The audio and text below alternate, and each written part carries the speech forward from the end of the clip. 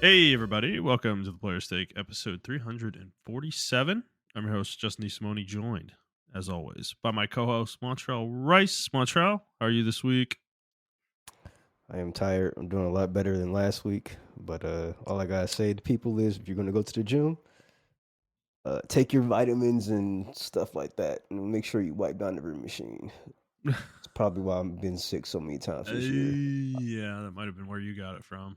True. Yeah. Yeah, Yeah, I'm also feeling better this week, so, not I still got a little bit of a cough though. I don't know if you've experienced that.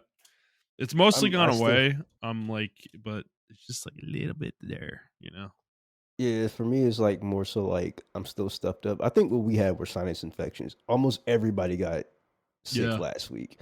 Even Yeah. my dietitian, who's like, helping me with like gaining weight and stuff like that. We had a meeting today or yesterday, and she's like, "Yeah, I got sick last week too." And I'm like, "Damn, what the fuck was happening last week?" Everybody I know got sick. Yeah. So Yeah. Well, we're over it now mostly, so but yeah, no, work for me has been an absolute beating lately. So I'm going on a trip next week.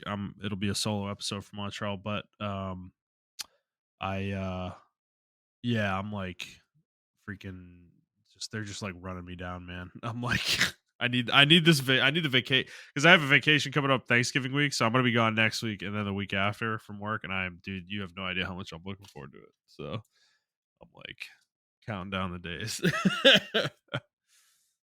But all right, well, we got a lot to talk about today, so I guess we can jump right in. I'll just get through the rigmarole here and we can get started.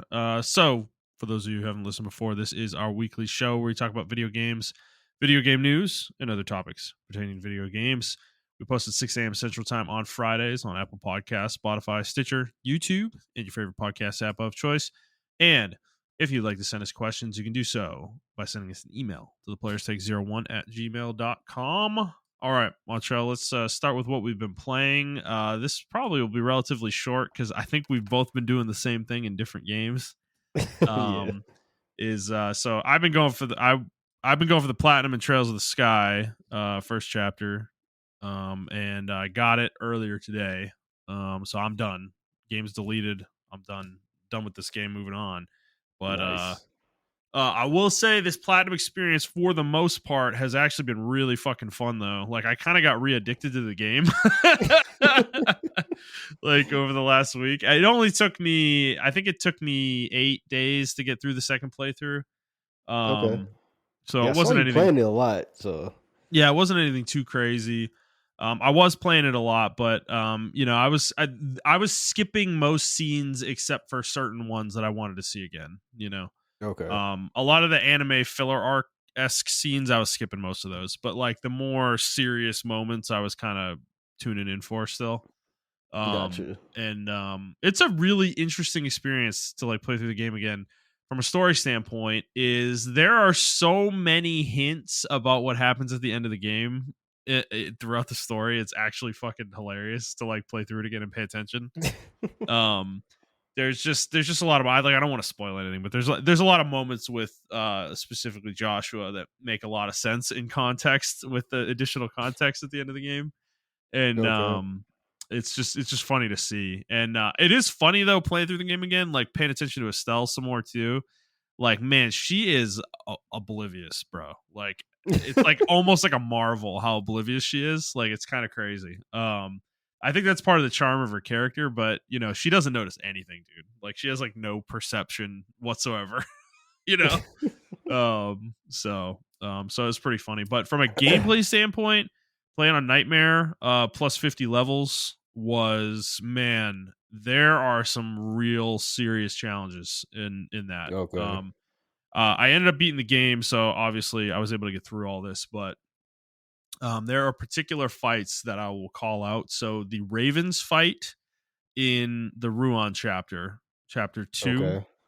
that fight is fucking brutal because you are fighting 6 guys, 3 of which can heal and revive the others and Yeah. buff them. And you just have Estelle and Joshua who are kitted up, and then you have a basically what amounts to a naked Chloe fighting with you, Yeah, who dude. is Oh my completely god. useless in that fight except for like her Visara and her S-Craft. She pretty much doesn't do anything else of use. That fight is really, really, really difficult. It took me several tries to get through it.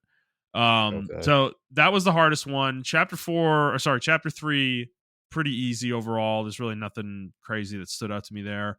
The final chapter though, dude, it is packed with battles that are a pain in the ass. Like, in particular, 2 of the tournament fights are insanely I can see that. not difficult necessarily if you approach them the right way, but they can definitely be a blocker where they trip you up significantly. And I like the semifinal against the other bracers, that's probably the harder of the 2 actually. Yeah, I figured that would be the harder Because one. yeah, they have a really diverse skill set, and dude, Kurt is a fucking he just heals and buffs and revives. Dude, there was a point where I killed one of them, right? I killed one of the bracers and I knocked him out. And dude, Kurt fucking revives her, and then he just immediately gets another turn and he fucking heals her like 60% health. I was like, dude, what the fuck? Like, it was fucking. So It it was driving sounds me like your crazy. hard mode or your nightmare mode is my hard mode, because Yeah. that's what I Yeah. don't know if we had different versions of the game, bro. Maybe we had the European version of the game or something. Because like, Mm-hmm. yeah, my hard mode was like that. Yeah. Like I had to target Kurt first. I Yeah. was like, I'm going for him straight out the gate. And once No, I killed him, dude, in hard, I was just abusing AoE. I just AoE'd everybody down because you really, burst, I you could not burst do so that. fast, and the enemies don't do enough damage to make it matter. At least for me. So I would cruise through it. But yeah, on Nightmare, you cannot do it. You have got to focus fire bosses when they do the rage mode thing. You can't let 2 of them go into rage mode at the same time. Your party's gonna get Oh wiped. my, yeah, Like your almost probably gonna get almost wiped. Yeah. guaranteed. And the Raven fight was the first time where that really was true, like super true. That fight, like, you have got to focus guys down one by one, but it's really difficult. It becomes this like stupid battle of attrition because they keep going over and slapping each other in the fucking ass, and reviving the guys after you kill them or whatever. So you're basically like, you have to start whittling the guys down, and you have to re-kill the guys they revive while you're like whittling the other guy down. It's mega annoying, dude. So it's similar in the tournament. I would say the final is hard, but not like crazy. It's definitely fairly easy, I think, overall. The fight though that I will say is mega mega hard. This is the hardest fight in the game. I think you probably know which one I'm talking about. Is when you fight the I'm trying to figure out like how to say it. Is it the final boss? No. The white haired guy. The person you fight in the final when you fight him again. Okay, yeah. And you only have Shara, Estelle, and Chloe in your party. That there is a gauntlet of fights leading up to that, and then that fight itself is extremely, extremely difficult. Like, I had to make a very specific build in order to beat it. With a very specific strategy in order to beat it. He does so much damage. Like, he was one-shotting the whole party with a single move, Damn. So like I basically had to build Estelle as like an uber mega fucking tank, dude. Like I just loaded her up with HP shit, defense and shit, and like and then I gave her the taunt taunt quartz that you get.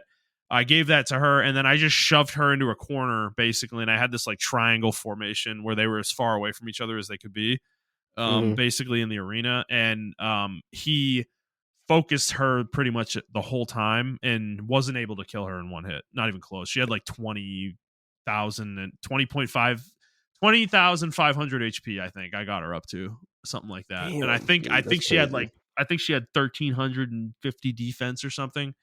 So she was like she was a mega tank. It was crazy. Like, he could not kill her no matter what he did. It was nuts to go from that to be there after him one-shotting the whole party with a single move. It was pretty nutty. So It ended up working out though. I was able to beat it that way. But dude, I tried so many different combinations before I got there, and those characters, like, dude, this is the problem. Estelle's the only character you've had the whole game, right? So Yeah, yeah, she's the only one that's really like super built at that point. Chloe and Shara are just not like, they don't have, any of the shit you've done. Like, they're just kind of handed to you. And you can only do so much with them where they're at that point in the game. So they're not good focal points for the strategy. I will say Chloe though is really good as a damage dealer. There, you can stack magic attack on her like fucking crazy, and she was doing, dude, I'm like raw damage. She was probably doing 30-40k per cast, if I got a crit on with like the diamond dust, like high level water magic or yeah. whatever. So it can work. Shara though, I will tell you, Shara is, unfortunately, she's probably one of the worst characters in the game. Like, she is not good at Nightmare, bro. Like, it's crazy. Like, It's funny, dude. I actually had everyone kitted out before that fight. mm-hmm. So I actually, with my last part of the game was actually pretty easy because everybody I had was kitted, or Yeah, everybody yeah, when they started getting together, I kitted them out. And if I didn't kit them out, I actually went out and farmed, and I yeah, got all their stuff up to like the yeah, highest levels of armor and stuff I can give them up yeah, to. So yeah, yeah. um Well, I hope I won't have problems with that fight when I get to it, but who no, knows? you'll have to do something. There's no way to brute force your way through it. Like, you got to have a strategy going into it. Like, it's just like, I had to take all the gear off of Joshua and the male characters that you've had the whole chapter, and like, I had to put it on the female characters. Like, they just couldn't stand up to the damage. But I think the one other tip I'll give if you do try this is you get quartz late in the first playthrough that you probably didn't end up using, but they're the ones that increase your damage based on your health lost, for arts and physical attacks. Make sure you are using those on the characters based on what they are. If they're a physical attacker, use the physical one. If they're a magic attacker, use the magic one. That is kind of the ultimate cheat code for this playthrough. That's how you get your damage high enough where you can kind of burst enemies down. Otherwise, you are not going to be able to kill them fast enough where the rage mode isn't a huge threat, Okay. when it's on. So it enables a little bit more kind of unga bunga brute forcing, because you're doing so much damage so fast. So I will say, tank wise though, we had talked about Joshua being a tank, and obviously I mentioned just now I was using Estelle as a tank. Zin Yeah. is the best tank in like a Nightmare playthrough if you're going to use one. He has the best HP growth. He has to use Earth quartz, so he's inherently going to have a defense quartz in his thing as well. And yeah, he just becomes like an unkillable fucking monster basically if you stack him with tank stuff. So no, it was really fun, dude. I honestly, like, this was a great way to play the game again, and like, I feel like I actually got a lot out of the second playthrough. It really felt like I was just kind of continuing the game, from a gameplay standpoint. And it has made me like love the game more. Like, I enjoyed it a lot. I will say one thing to note: you have to do every single achievement in the reward book that you have. Hmm. The only one that I had to do anything for, that I wasn't able to get by the end of the second playthrough, was starting battles with preemptive ambush. Um, Go out of your way to do that. Otherwise, you're gonna have to like grind in a new playthrough and just go like spam low level enemies and stun them and then start a battle and kill them. Oh, I Basically. always do that anyway. I might have that challenge done already because that was Well, my. you need to do it 750 times. So Okay, I I was don't doing think I it. did it that many times, Yeah, but I I did was do it a doing it lot. the entirety of both playthroughs as well. Like, I tried anytime I fought a battle, I wasn't ever doing it without a preemptive attack, but it's just, Hmm. you don't end up fighting that much because grinding in this game is kind of pointless, with the way the Yeah, leveling yeah, that's system true. works. Yeah, that's So I don't true. know why they set the number so high, because I got to about 250 by the end of the second playthrough, like, naturally. Um and yeah, I needed 500 more, and I was like, dude, I Oh was my like god, on that's Tuesday when crazy, dude. on Tuesday when I realized that, I was like, oh no, did I fuck this up? Like, am I gonna be here for another week playing this fucking game? And I was like, I realized I figured out when I beat the game, I just jumped into a level one nightmare playthrough, basically. Yeah, And I had Estelle and Joshua maxed out at level 100, but they start with the the low level gear, basically.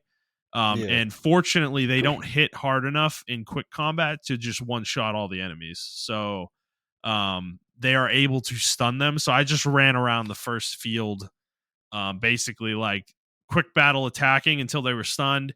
Hit square, you do the circle, follow up attack. The enemy dies, and then you're in a battle with like 5 or 6 enemies. You just hold R1 and run away, and then you just hit the next one and just repeat that over and over. And you can do a run of that whole area in like 20 minutes probably, and you'll get like Okay, 50 to 75 credits for it. So I just did that last night mostly and finished it up earlier today.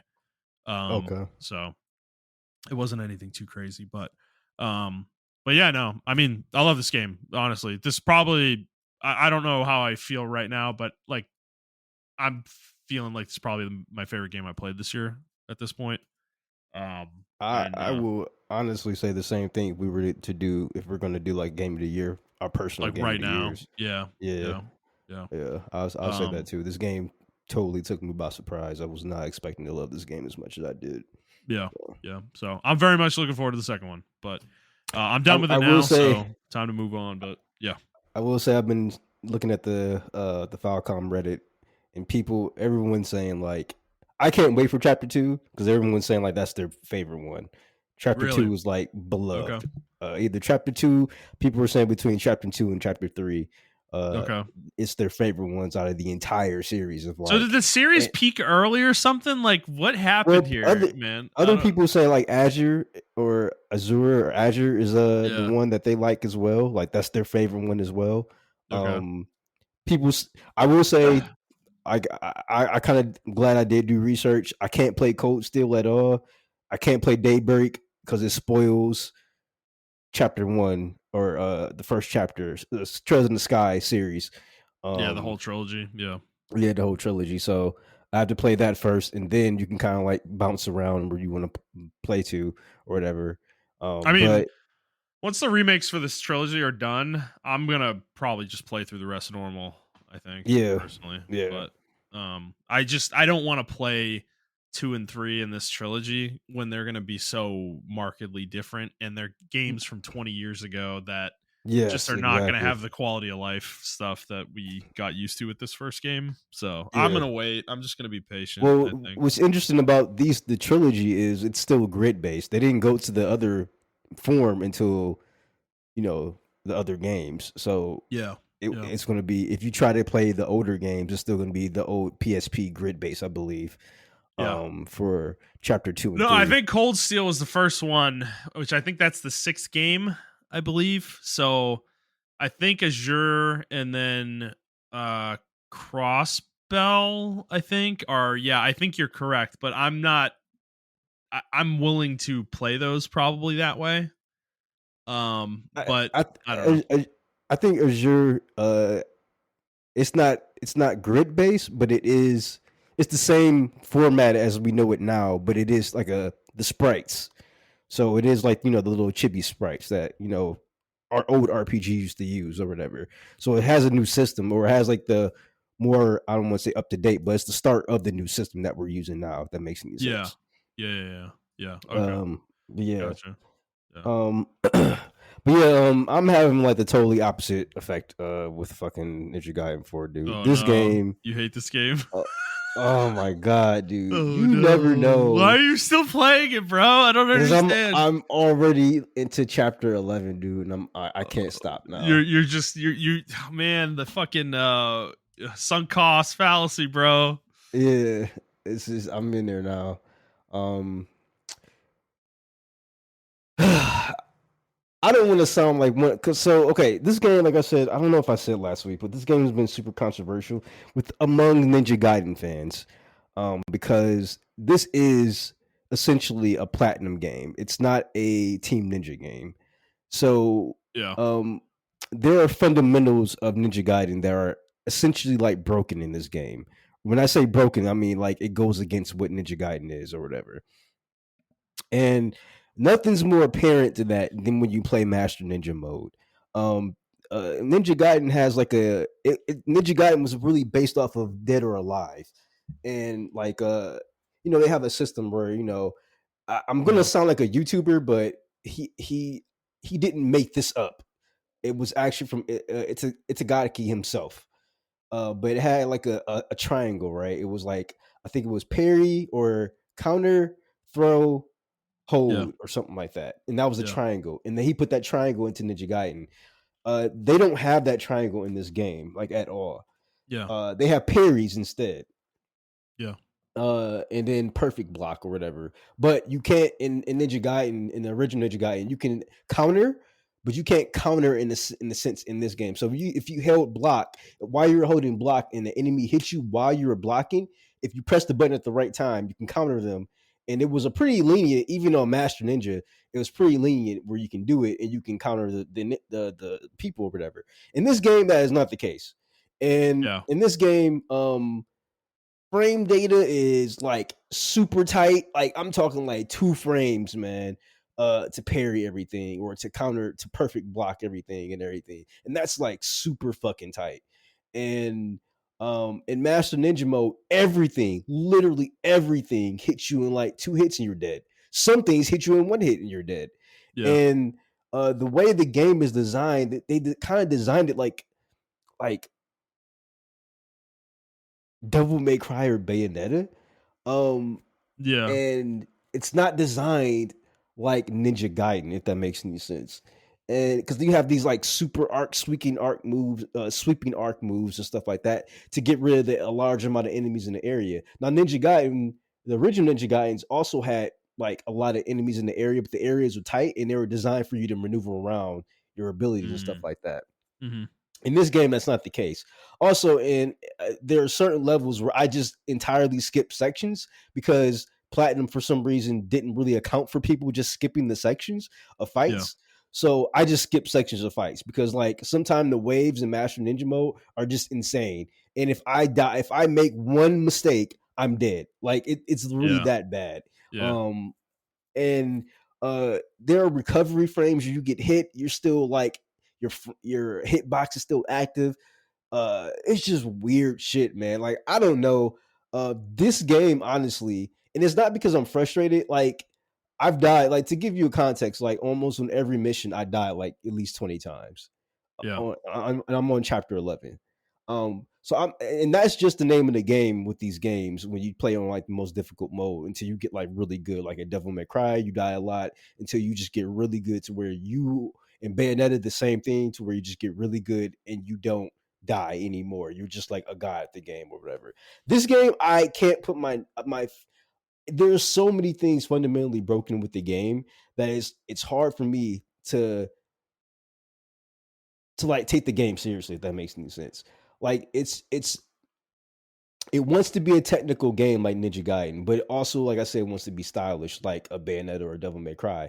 The problem is they fundamentally clash with each other because if you try to be stylish, you have to clear out the room and then maybe you whittle it down to like 1 or 2 enemies. Then you can start being stylish and switching things and everything like that. Until then, it's like technical. You got to use your like I'm spamming moves and stuff like that. Like I'm doing my Azua drop into like spam into UT, which is my ultimate move, where like there are souls around, I suck it in, and I spam my ultimate move, and I'm just doing that over and over again to clear out the room or whatever, because like that's the most effective way, and I get a lot of in my guillotine throw, I get a lot of invincibility frames off those or whatever, and Yeah. like that's literally the only way to survive in the game. It's actually like mundane and it's not fun to play.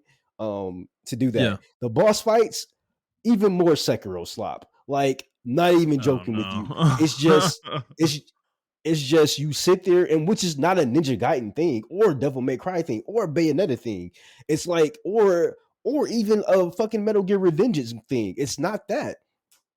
It's just you sit there, you wait for the enemy to attack, and then you parry them.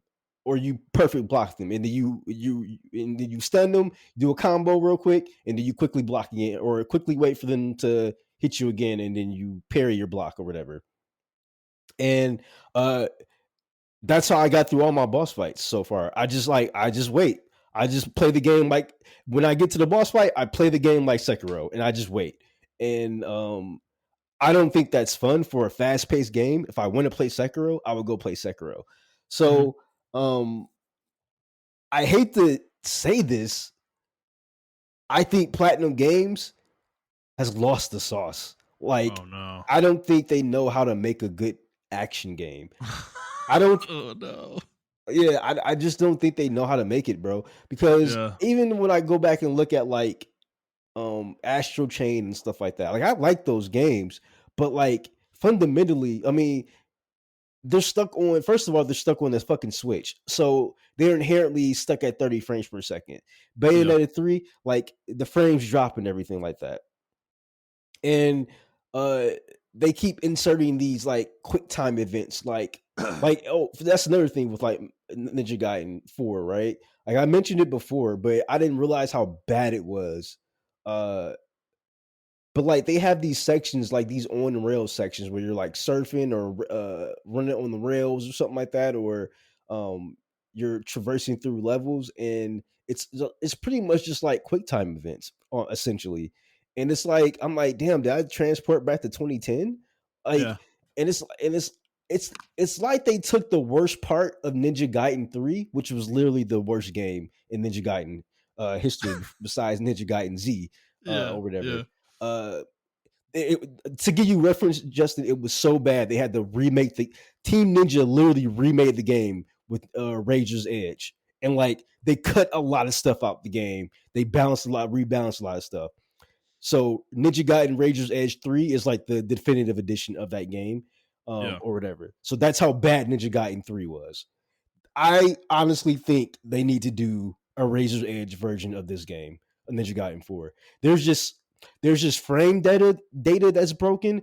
Sometimes I had one, I was playing a game and my game was dropping to like 30 frames, bro. And I'm like, what the fuck is going on? Like, and then there are a couple people that are like complaining about it. Like, not everyone's complaining about it because I think people are scared. Like, people, this guy, like I said, is divided. People either fucking hate this game or they like this game. I like the game, but it needs improvements. But you can't criticize the game or you're on the side where people hate the game. But if you like the game too much, you're on the side where people just blindly love the game.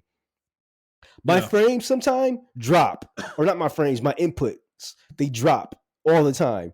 We're to the point where I have to like restart the game because I'm pressing buttons and I'm like, dude, I know I'm pressing my buttons right.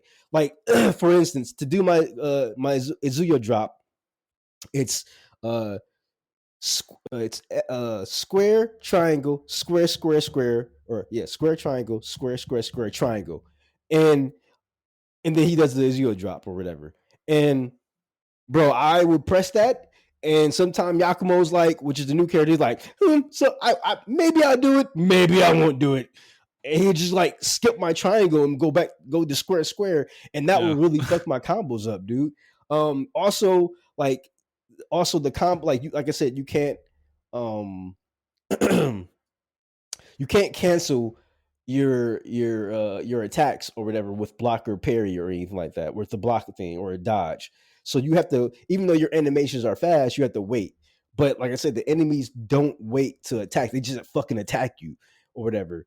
And I had to turn off chain link because chain link is you can offset your attack. So if you say like you do a chain of 5 square attack, the last hit of your square is like your final attack, and usually that attack is like more of a wind up, or it's like it has more frame data, so you're more vulnerable.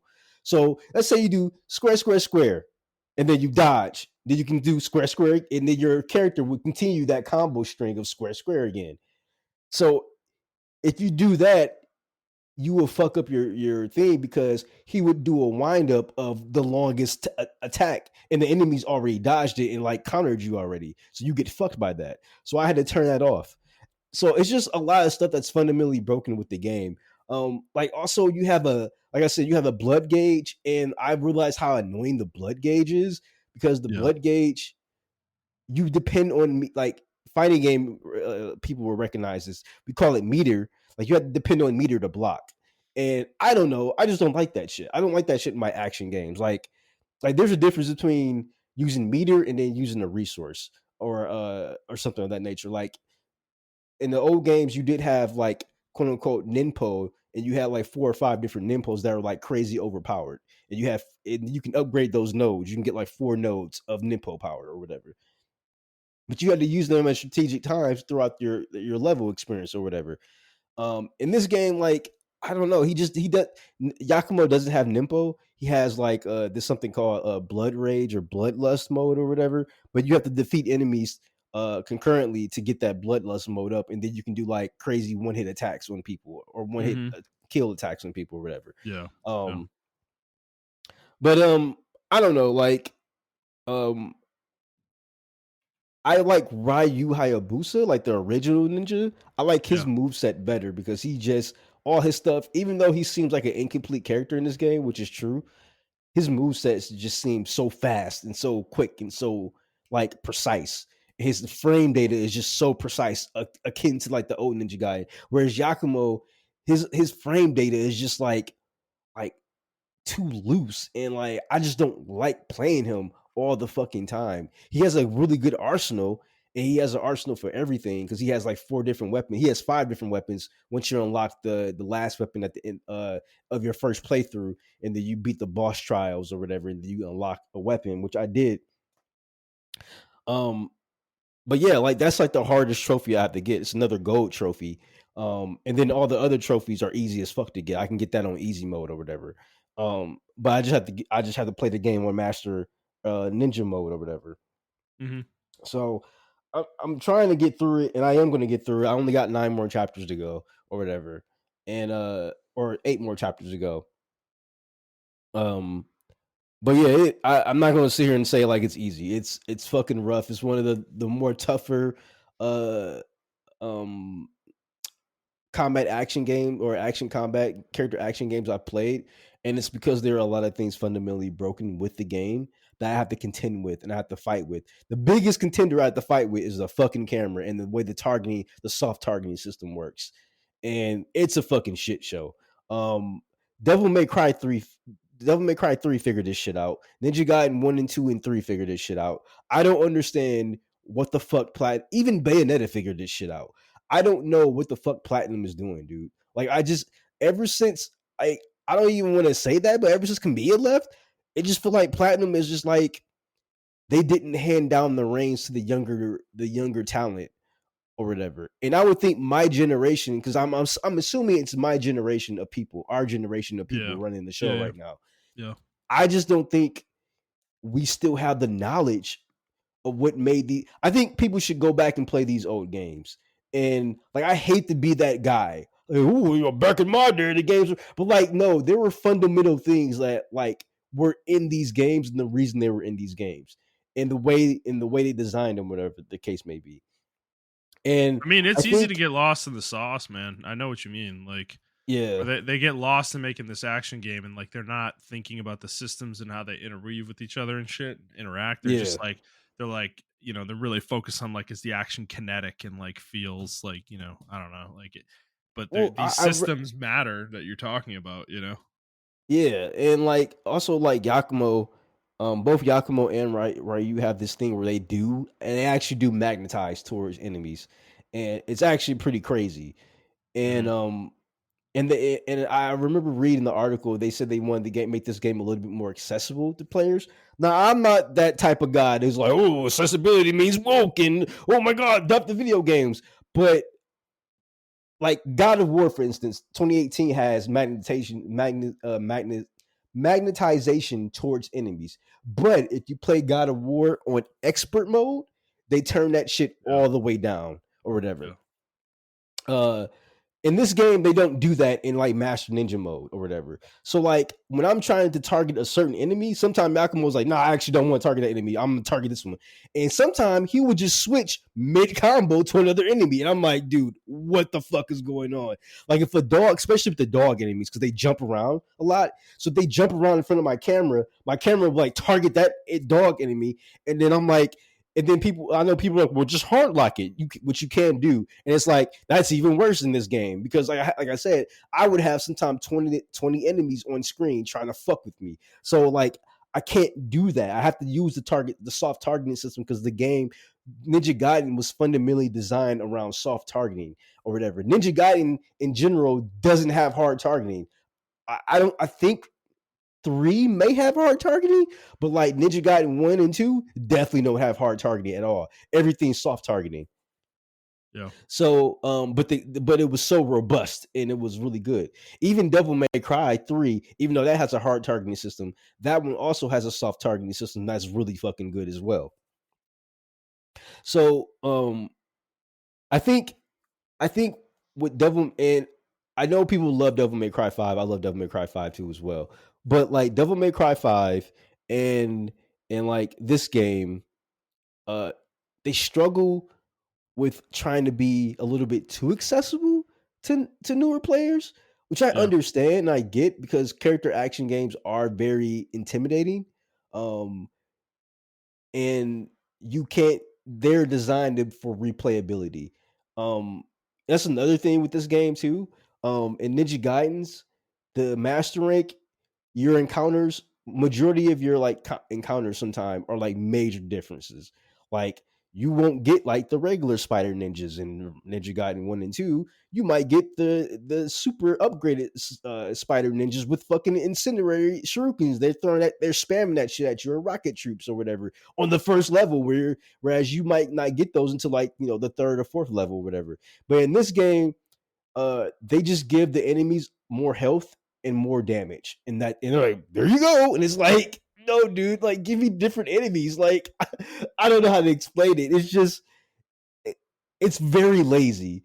And they didn't even do this in Bayonetta. In Bayonetta, when you're playing on the hardest difficulty, you're playing against doppelgangers, like Bayonetta doppelgangers, like in the first level. You're playing, and like they have the same moveset as you and shit like that. So it's like, and then they take away your witch time, and your witch time is tied to like almost like a double trigger system or whatever. So if you dodge in Bayonetta the hard mode or whatever, or the hardest difficulty, you don't get witch time anymore because it's tied to like as a resource now. You have to learn how to manage it with your combos and stuff like that. Like the game teaches you over time how to use that stuff or whatever.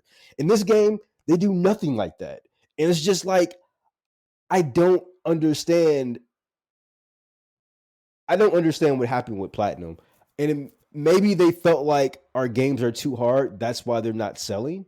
Or our games are too niche. And that's why they're not selling. And we need to take these different routes like the Western audience do. Which I get because you do have like games like Ghost of the Yotai. You do have games like God of War 2018. And Ghost of Tsushima and Spider-Man and stuff like that. But and they actually do the same thing as those games as well, where those games difficulty is just, well, I didn't play God of War in expert mode, but I know about expert mode because I watched the GDC conference about it. But like for Ghost of Yotai and Ghost of Tsushima and Spider-Man, a lot of the time with Spider-Man, actually they do change the enemies a lot actually in the hardest difficulty. But like Ghost of Yotai and Tsushima in particular, they just up the damage and then they lower the parry window. And they're like, oh, no, it was difficult, guys. And it's like, no, that's not like difficulty to me. You know, even Sekiro, when you do new game +7, characters and enemies change their behavior over the course of that whole thing, you know? So they need to go back to the drawing board on, even in like Neo, when you play like the chaos levels or the harder difficulty versions of the levels, the enemies change. It's not just we're damage sponges. I mean, they may be damage sponges, but the characters do fundamentally change on some levels to where you're like, I don't remember this monster being here. It was like the little baby goblin monster. What the fuck is this thing or whatever in Yeah. Neo? And it's Yeah. like they don't do that in this game. So I think Platinum right now is kind of lost. I don't know.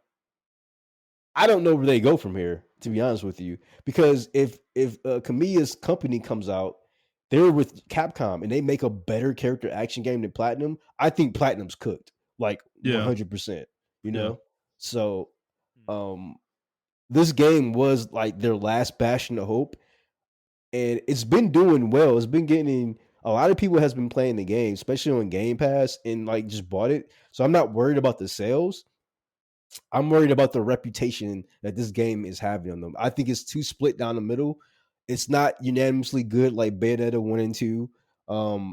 Even Bayonetta 3, that is still controversial because not only is it locked on the Switch, but there are still fundamental things wrong with that game as well.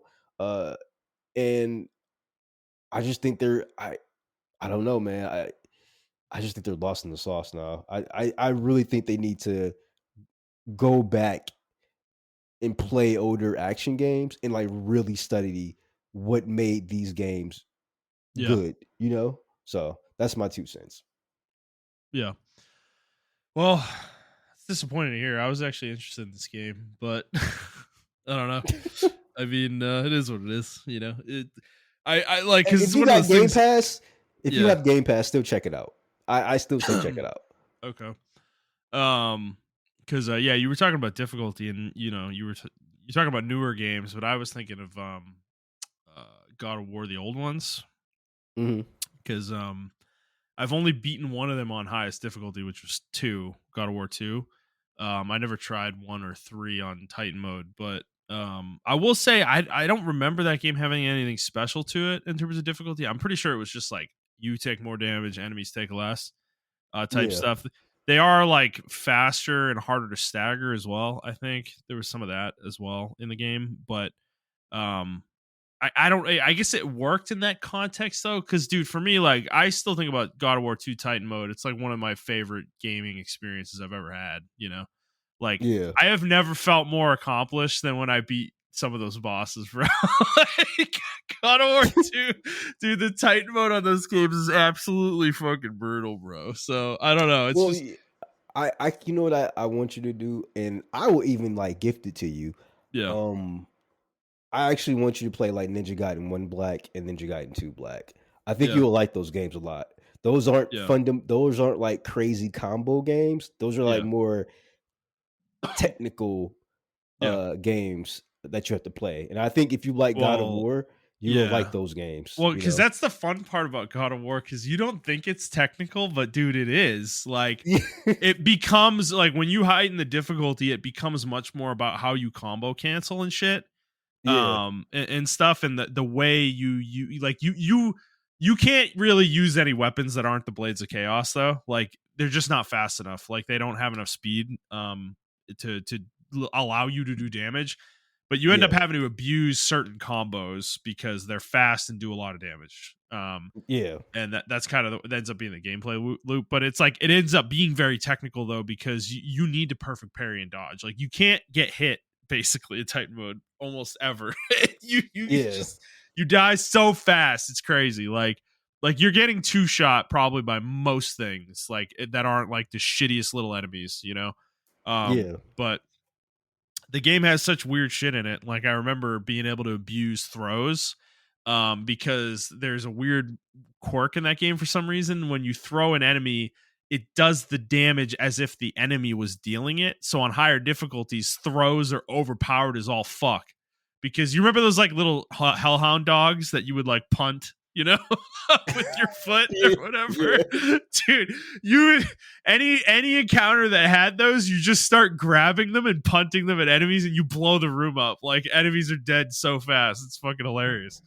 Like, they're super OP, but so that shit's fun. There's funny shit like that in the game, but yeah, I know it just sounds like it's tedious to play like Ninja Gaiden 4. Like, I mean, it Yeah, doesn't even it's sounds like the game doesn't even work a lot of the time. Like you're saying inputs aren't being missed. Like that's fucking nuts, dude. Like yeah, and how I can know an people action will, game be released in that state? I don't understand. Like and I know people will just be like, "Oh, you're just trash" or whatever. And it doesn't happen all the time. It's just stuff I notice sometimes.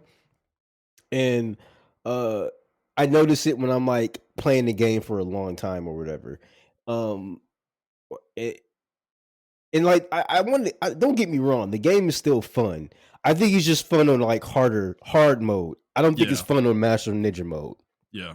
I Okay. think it's actually balanced around hard mode. Yeah. Because you can actually take a couple hits and then still get up and fight. Yeah. In Master Ninja mode, like you're gonna be spamming your items and stuff like that. Unless you're like super good at the game and everything like that, or you take Yeah. advantage of certain things or whatever. Yeah. Um, but I do recommend anyone who's like interested in Ninja Gaiden for sure check out like especially Ninja Gaiden Black and then Ninja Gaiden 2 Sigma or Ninja Gaiden 2 Black. Both of them are Yeah. like on Ninja Gaiden 2 Black is actually uh on PlayStation 5. Actually, I'm sorry, all of them are on PlayStation 5. You can get the whole collection. You can get the HD collection, which has Ninja Gaiden Black, Ninja Gaiden Sigma, 2 Sigma, and Ninja Gaiden 3 Sigma. Um, on PlayStation for like $20 or $35, I think. And then Yeah. you can get Ninja Gaiden Black or Ninja Gaiden 2 Black, which is like they kind of remastered slash remade Ninja Gaiden 2. Yeah. You can get that on PlayStation for about $35 as well. Yeah. So Okay. I do recommend those games if you are interested in the Ninja Gaiden franchise. It, and the reason I say Ninja Gaiden sets itself apart from like the Devil May Cry's, the Bayonettas is like I said, enemies will attack you in that game. They're not just like, Yeah. not to say that in Devil May Cry they're cannon fodder, but you can do a lot of stuff to exploit the enemies.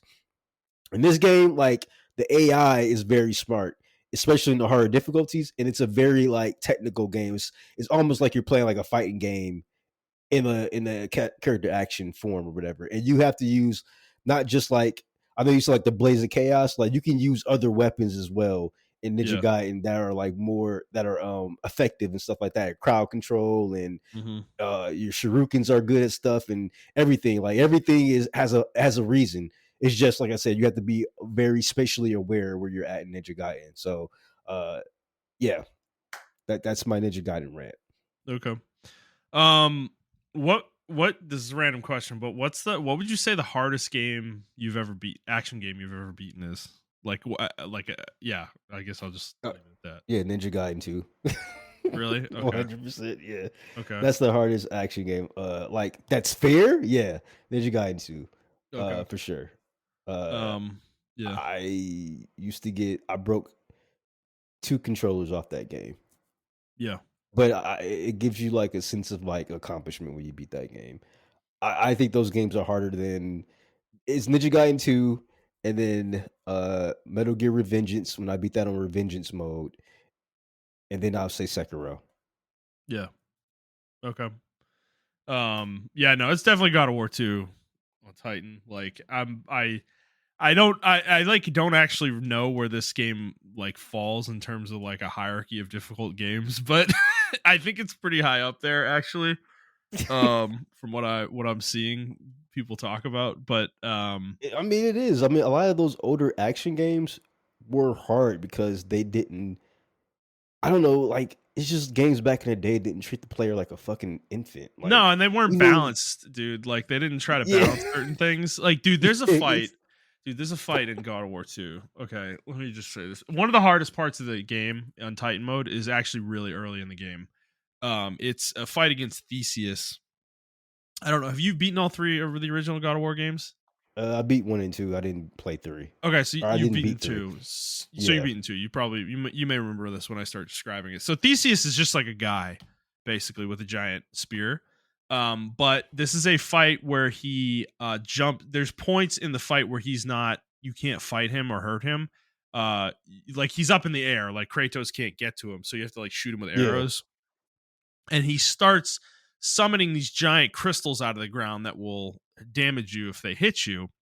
And in Titan mode, those crystals one shot you, and you don't do enough damage with the bow and have enough mana in order to take him out with one mana bar, you have to kill minotaurs that get summoned while he's summoning these crystals, and you have to kill those to get mana back in order to shoot him enough times to get him back down on the ground where you can kill him, basically. And the fight is so long because you have to kill, like, I don't remember how many minotaurs it is, but dude, you have to kill such an obnoxious amount, and there's no fucking checkpointing in this fight. So if you die, you have to do the whole thing again from the start. And this was the hardest part of the game. I remember this taking me 6 to 8 hours, I think, of attempts to actually beat it.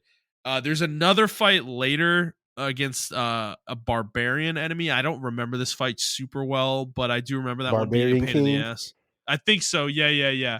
That one I think was another one that was a real pain in the ass because he does this like ground slam bullshit that is hard to avoid, and it takes like half your health. And then the last one is the escort, where you have to escort this like philosopher. I think I don't even remember, but you have to escort an NPC basically. And the enemies will pretty much one-shot him if they hit him with any attacks. So the level of speed you have to exhibit killing the enemies is fucking completely insane. And you're fighting these like Egyptian-looking Anubis guys with the like dual-bladed pole weapons or whatever that like jump around and shit. And they're really agile. But that's the fight. That escort is funny because it has those stupid hellhound dogs, right? So one of the strategy I ended up using was using the hellhound dogs and doing the grab thing to kill the enemies real fast. However, if you even clip the NPC with those, he's dead.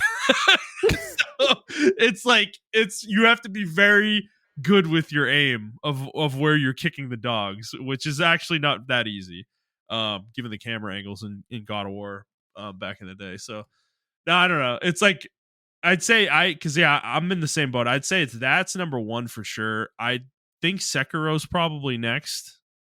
After that, I'm trying to think of what other games I've played that were like super difficult, but I can't really think of any action games that like gave me that much trouble outside of that one. So I don't know.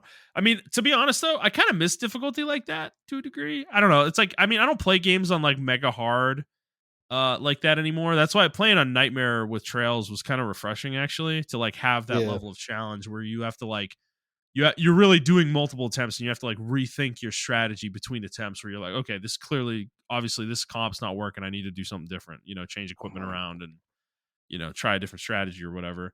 I really like. I can only imagine. I'm sorry. I can only imagine playing a Barbarian King on Titan. He summons like these fucking lightning. I forgot about that. Some of these lightning things that fly around and zombies, dude. What the? I don't remember the fight at all, to be honest with you, bro. But I did it. I did the fight. I don't remember how, but I did it, man. Do you remember too? Actually, there's another thing in God of War 2, I think, or maybe this was 3. Do you remember the giant? There's a puzzle room that is like a death trap where you're in a giant wooden cube that like rotates around, and you have these fights that you're doing in the middle of the cube while it's rotating, and there's like spikes all over the walls and floors and shit. And if you're like in the wrong spot when it moves, you instantly die or whatever. I don't remember if that was in 2 or 3, but I remember reading about it at a minimum, if it was in 3, that people were like, that's probably one of the worst parts of the game, so it's I don't know.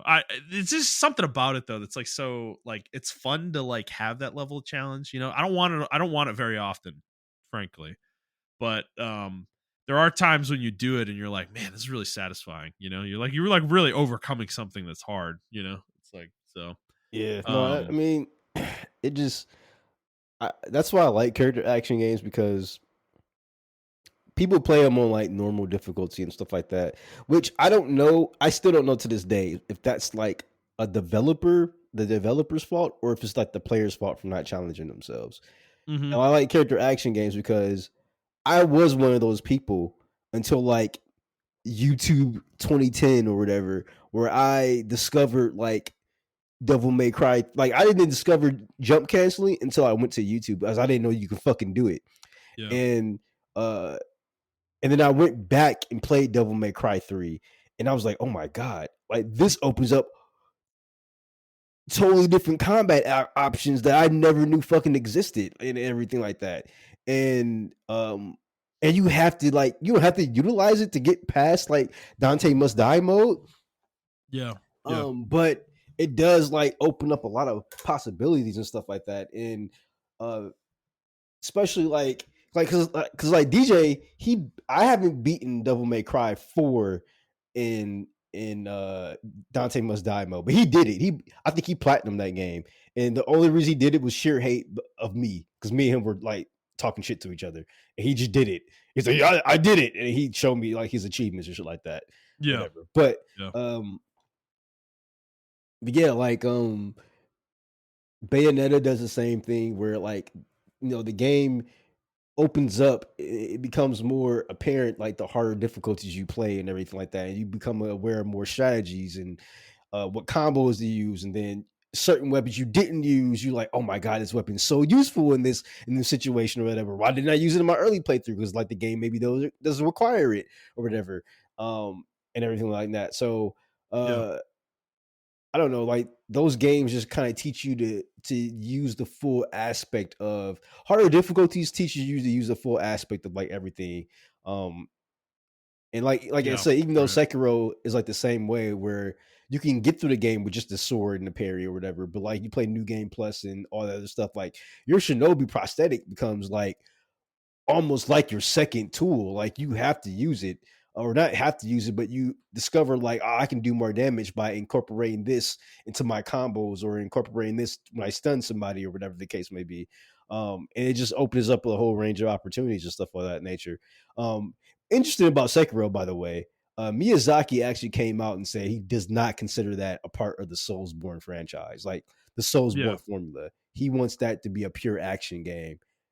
Um, he doesn't consider it like a That Souls makes game at sense. all. No, that makes sense because I mean, it really isn't from the perspective Yeah, of like design. So, or even like the aesthetic and the setting. Like, I mean, yeah. yeah, that makes sense. So, nah, but um, no, I mean, I agree with you. That's why I think I tend to play games on hard more often than not. For the most part, because a good hard mode does require you to use most of the game's mechanics as well. It's just to a lesser degree than the highest difficulty would, I don't like playing games, especially RPGs, where like there's all these systems in the game and you can just ignore them all because the game's so fucking easy. It's like I hate that shit. Like that, it drives me crazy in RPGs. So I usually tend to play on hard, to kind of get around that. So, all right, Montreal. So what we've been playing. Let's get into the news. Got a few stories this weekend. We have a big one. This was just announced today, several hours ago. GTA 6 has been delayed again until November of 2026. I mean, it's November 19th is the exact date that it's coming. Yeah, I mean, Montreal, this is fucking huge news. I Like, think we kind of called this, right? Did we say like it might be delayed? I think you said that. I think you said yeah, it might yeah, be delayed one more yeah. time. I think the part that's getting me right now though is how far away we are from the release date it had. I mean, we're 6 to 7 months out still. Like, it's weird that they decided to do this now, and give it a full year. Maybe I guess they're trying to be nice to the industry, I guess. Because this is such a bad situation for the whole industry, man. Like, this game is going to be a black hole, whenever it comes out. And to have the game, they've already delayed it once, right? And they gave an exact release date when they delayed it, which was, I'm sure, very appreciated for everybody at the time. But to now Mhm. delay it again, like, everybody's already made their plans, dude. Like, teams have delayed their games. They've put their games in the early part of next year, which, I mean, I guess if you've done that, you're probably still okay with that. But like, dude, if you were planning on releasing your game in the fall next year, to avoid GTA because you thought you could get it out by the time GTA came out, but it would have been around GTA, it's like now what do you do now? Do you delay your game even more? It's like, it's like I don't know, man. It's a bad Well, situation. I think they also did this too because of Silk Song. Um, remember Silk Song came out and it almost had the same effect around the indie space. And on top of that, it was Yeah. $20, you Right. know. So Right. they just dropped the game. They're like, oh, it's coming out next week. And then they said it's $20. And they had it was like a huge black hole to this day. People were still talking about that game and the effects it had on the Yeah. industry and stuff like that. Yeah. I see people compare it to almost akin to when NBA 2K or not NFL 2K5 came out and how great that game was, and it was $20 to where that's why we have exclusivity deals right now with Madden. So I think that's why they did it also, but I also think the team needed more time.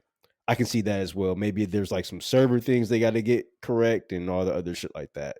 Um, Well, if you remember though, online is not going to be out when the game comes out. I mean, maybe it will be that's now, true. You're right. but Maybe now, but yeah, that's so true. the original release is console only, and it's just going to be the campaign, no online component, and it's not going to be on PC at launch either. So it was very focused on console.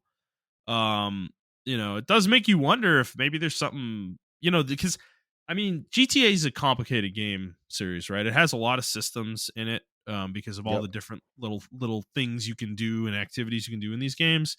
And it's like maybe marrying all that together with this particular game and the scope they have is maybe not as easy as they were thinking it would be. And maybe there's something to be concerned about here. I don't know. I would question it, but I mean, I would question it if it wasn't Rockstar. yeah, yeah, Like I said, I'm not a huge fan of GTA. I don't have a hate of GTA at all. Um, I played not, but unironically, I played almost every GTA that came out. yeah, yeah, So, but majority of the games, I wouldn't say perfect, but from a technical standpoint, they are sound. You know, like when I played GTA 4. I really didn't run into any kind of glitches. When I played GTA 5, didn't run into any kind of glitches. Obviously, when I played GTA 3, I wasn't really looking for any glitches because I was like still young. And then Vice City as well. Uh, I wasn't looking for anything. And then obviously San Andreas is like a lot of people consider that the pinnacle of the GTA series of San Andreas. Um, mm-hmm. and that was damn near a perfect game. It was some missions that were like super hard to do in certain times and stuff like that, but like, yeah, that was damn near a perfect game. So, Yeah, uh, I'm not too worried about it. I think if they needed the time, they really needed the time, to do it. I mean, even Red Dead Redemption 1 and 2, when those games came out, I haven't heard any like there may have been like little bugs here and there, but like nothing crazy that was like yeah, game breaking, you know. yeah, Uh the story's always intact, the characters are always intact, the systems are always intact. yeah, So they are one of the more premier, like yeah. if not Oh the yeah, most premier developer in the entire gaming hemisphere, you know. they probably are. Yeah, no, for sure. I mean, in terms of Yeah. like pure quality, Yeah. like I mean, we're talking. I mean, they're operating at a level of budget that no one else could even dream of.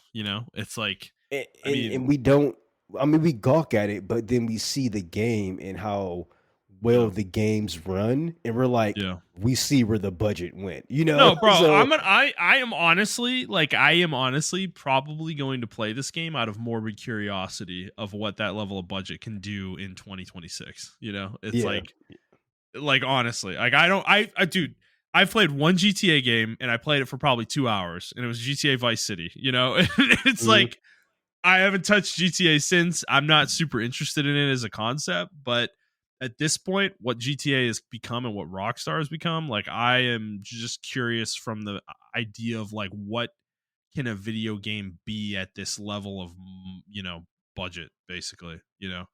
I want to know, and I've wanted to play Red Dead Redemption 2 actually for a long time as well because I mean I do think that game displays it. in a real way as well from last generation. But I don't know though if this game gets delayed again, which you know they can do whatever they want. It doesn't really matter. Like I don't think it's I don't think they're gonna injure this game really no matter what they do. If they like say they delay it again, I don't think there's anything like I don't think the game's gonna sell less because they delay it again. Um but it's like the pent up I feel like the pent up just demand from like the hype machine of the fan base of people who are like looking forward to this game is just like bro, this is like I don't know. Like it's gonna be an fucking explosion when this game comes out. Like No, it's you're just right. gonna. It's just GTA is gonna be fucking everywhere for like a month or two. Like You you know it's funny. What if they did this because they got a Switch 2 version of the game? man, I no way. I don't think that. I don't. I know it's not possible. I But what doubt if it they can did, run dude? What if it. it was because of that? They're like, oh yeah, we had to make sure the Switch 2 version of the game fucking works or Oh whatever. my god, no way, no way, man, dude. You know how much money they would be like was waiting on? Like, no, if they were doing that, they would be doing it with PC. I would think actually. Yeah, To be honest, because yeah, PC players have to wait a while after launch too. So, um, but I don't know. I mean, anytime they do anything with this game, moving it around and anything, I mean, it's a huge deal for the industry. Like the ramifications are massive. Like, because I mean, it makes you wonder. Like, no, dude, November is a prime, part of the year to be releasing your games. yeah. And I wonder how barren next November is gonna be. Like You know what they may do? They may do. I was thinking about it too. They may release it at because when is the release date in November? Is it November 6th or something like that? 19th, 19. right before Thanksgiving, actually. Yeah, so they may do Thanksgiving and then they may do a Black Friday sale for it. I mean, they're still going to sell like hotcakes, dude. Like, Well, I no, would how do about that. how about this? No, I'll do you one better, Montreal.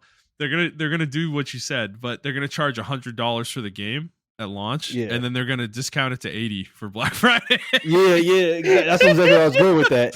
Or Yeah. 70 or something. Yeah. And then they're just probably going to leave it at 70 after that or whatever. Yeah, Like, yeah, yeah, yeah. That would be an interesting way to do early access, actually. Like not call it early access. yeah. Um that would Because you be funny. get all the early adopters and then get People all would the be so casuals. mad though. People would be so mad if they did. I mean, would it matter? It's GTA, bro. Who cares? It Like, won't matter, you can dude. do It whatever won't you matter. want. Like, I almost feel I like will there's no way for you to fuck this up.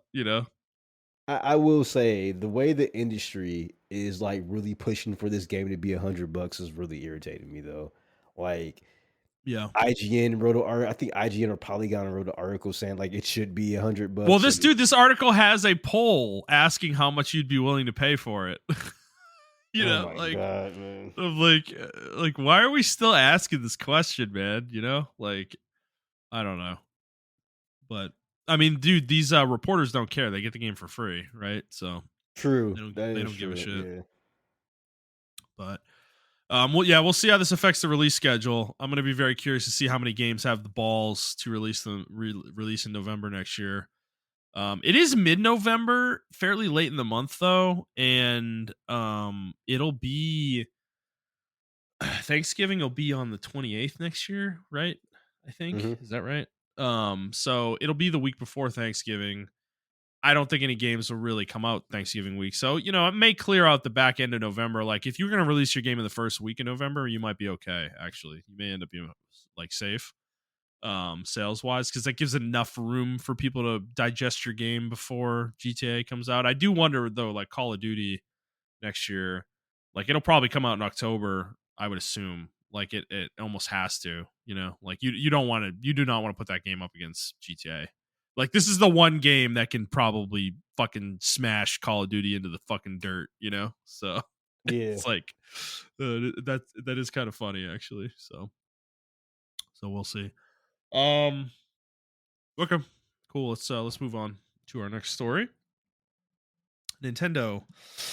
Oh boy, Montreal. I'm gonna have to eat some crow on this one. I think maybe you as well. I don't remember, but yeah. So reporting out there, Nintendo released its latest quarterly financial results, and they have reported that they have sold 10.36 million units of Switch 2 consoles in the 4 months since the console launched, and that is twice as fast as the Switch one, which is insane. Um, it is the PlayStation 5 just for numbers.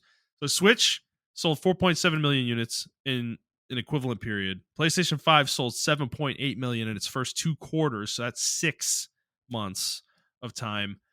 Switch 2 has done it in 3 or 4 months, basically that amount. So the whining about price, we'll get to that, but we were both kind of down on this thing before launch.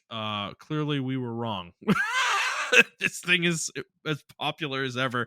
And to Nintendo's credit, I did look yesterday because I have been thinking about buying one actually. It is readily available, dude. Like you can just get one anywhere, like Walmart, Target, Best Buy, like so.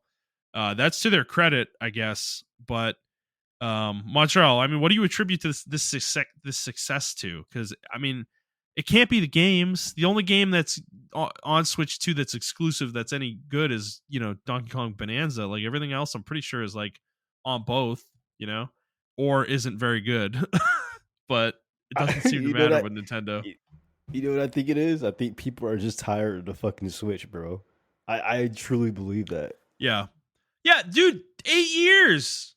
They let that thing be out for 8 goddamn years. It is, dude, that thing is basically like PS3 level power, Yeah, I think any level of power, like, because I saw people complain to me about like Bayonetta 3. They're like, "Oh, you should play Bayonetta 3 now on the Switch, even though it doesn't have, a patch or whatever. You should play it on the Switch 2, because it holds stable frame rates." And I'm like, that's where we're at now. We're like, try the game even without a patch, it just runs better on the Switch 2, and it's just like, yeah, that's where we're at.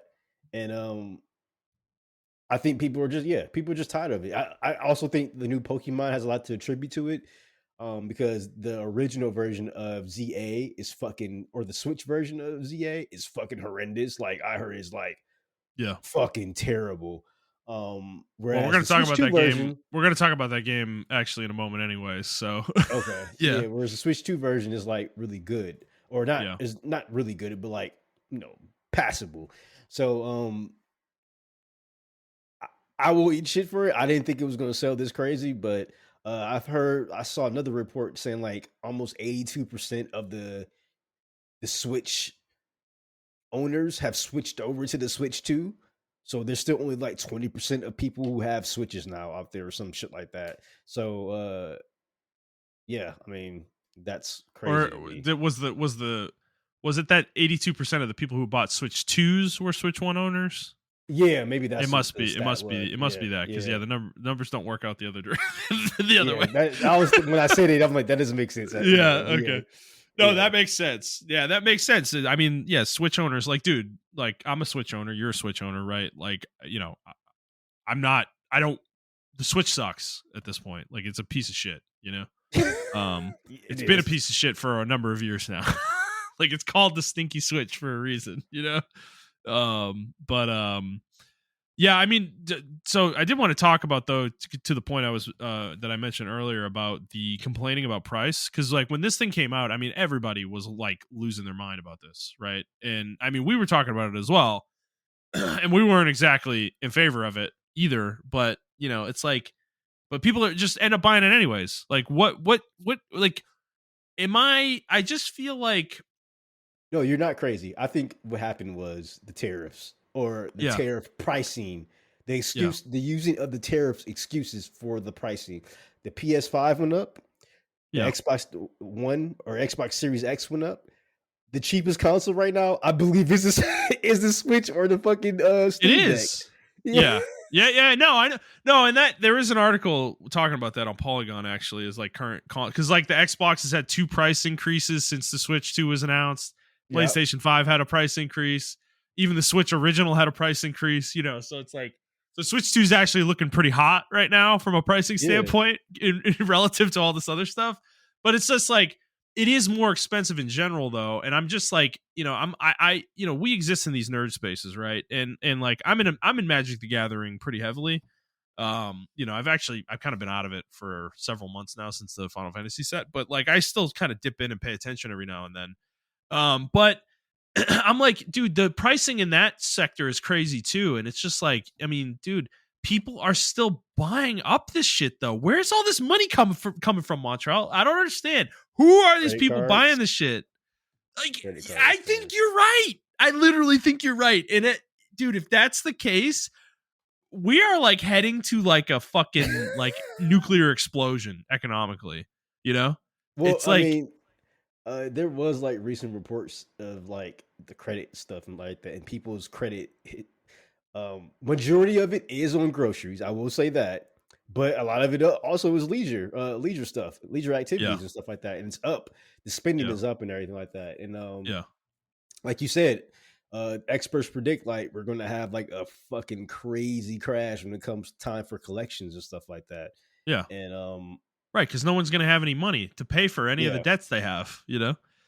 and It's I like, think there's like a disparity, a wage disparity as well, because like obviously people like me and you who are in like a sort of a safe, comfortable industry, we still yeah, have the capital to spend on our leisure correct. activities, whereas Right. people who are like not in so safe stuff may not have the capital to do that anymore. So I think there are a lot of people like me and you who are just like, we still have the capital, so we're still going to buy it. Whereas there are other people who are like, they're not. So there may be more of one than the other right now. I Yeah. think we're in like a really weird transition period. Um, Maybe the thing will change where it's more scarce people like us, and then there are more people who can't buy stuff. But as of right now, yeah, like I think the supply is there still. It's just higher to get it, but it is there if you want it. Yeah. Yeah.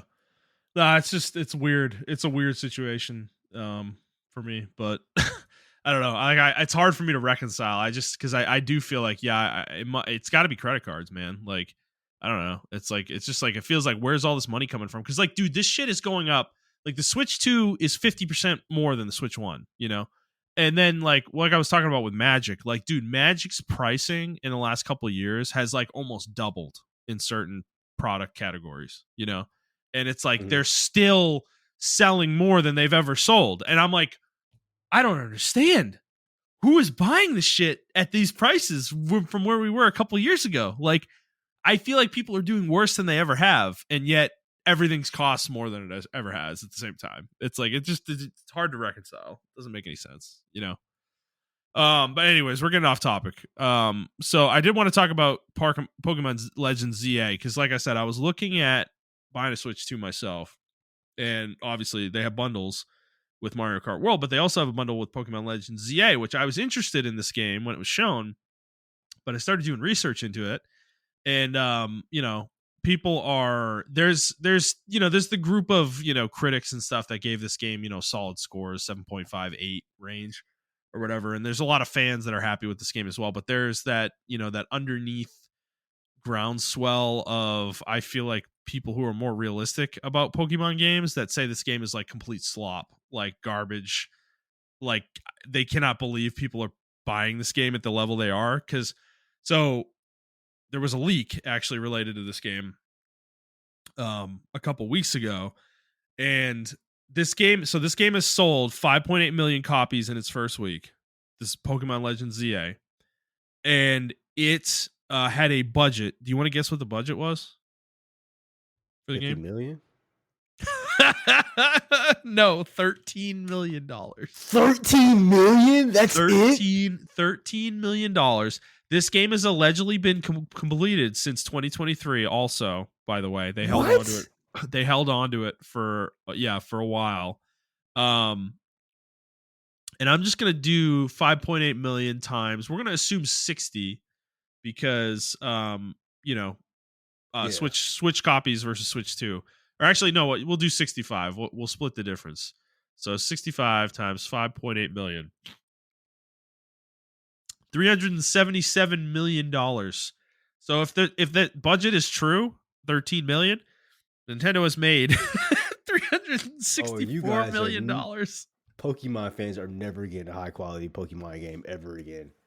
And that was the Holy point I shit. wanted to get to. Yeah, it's unbelievable that Nintendo can put this little effort into making a game, this little money into making a game, and they can make that much profit without even blinking, dude. They're never going to improve Pokemon. This is Pokemon forever, bro. There's no hope. There is no hope. And I saw another leak that is stipulated that the Generation 10 game, Pokemon game, the budget for that game is like 20 million. And I'm like, Yeah, what? we're cooked. We're cooked, man. I'm like, what? No wonder why these games are so horrible now. Like, yeah, we're cooked, man. We're cooked. If I was a CEO, I only gave you 13 million, and you turned out a profit of over 300 million. Yeah, bro, I don't need to do anything. You got it. I may give you 20 million. Why would I change anything? Why would I change anything about the games at all? Like, this works. This is working every time they make a game. You know what? I want to see the Madden budget. I gotta see it. I want that to be leaked. This is reminding me of Madden. I think this is worse than Madden, to be honest. I mean, they spend more. Oh, I'm gonna put that aside for a second. Put a pin in that. Okay. Madden spends more on the NFL license probably per year of the agreement than they do budgets for their games.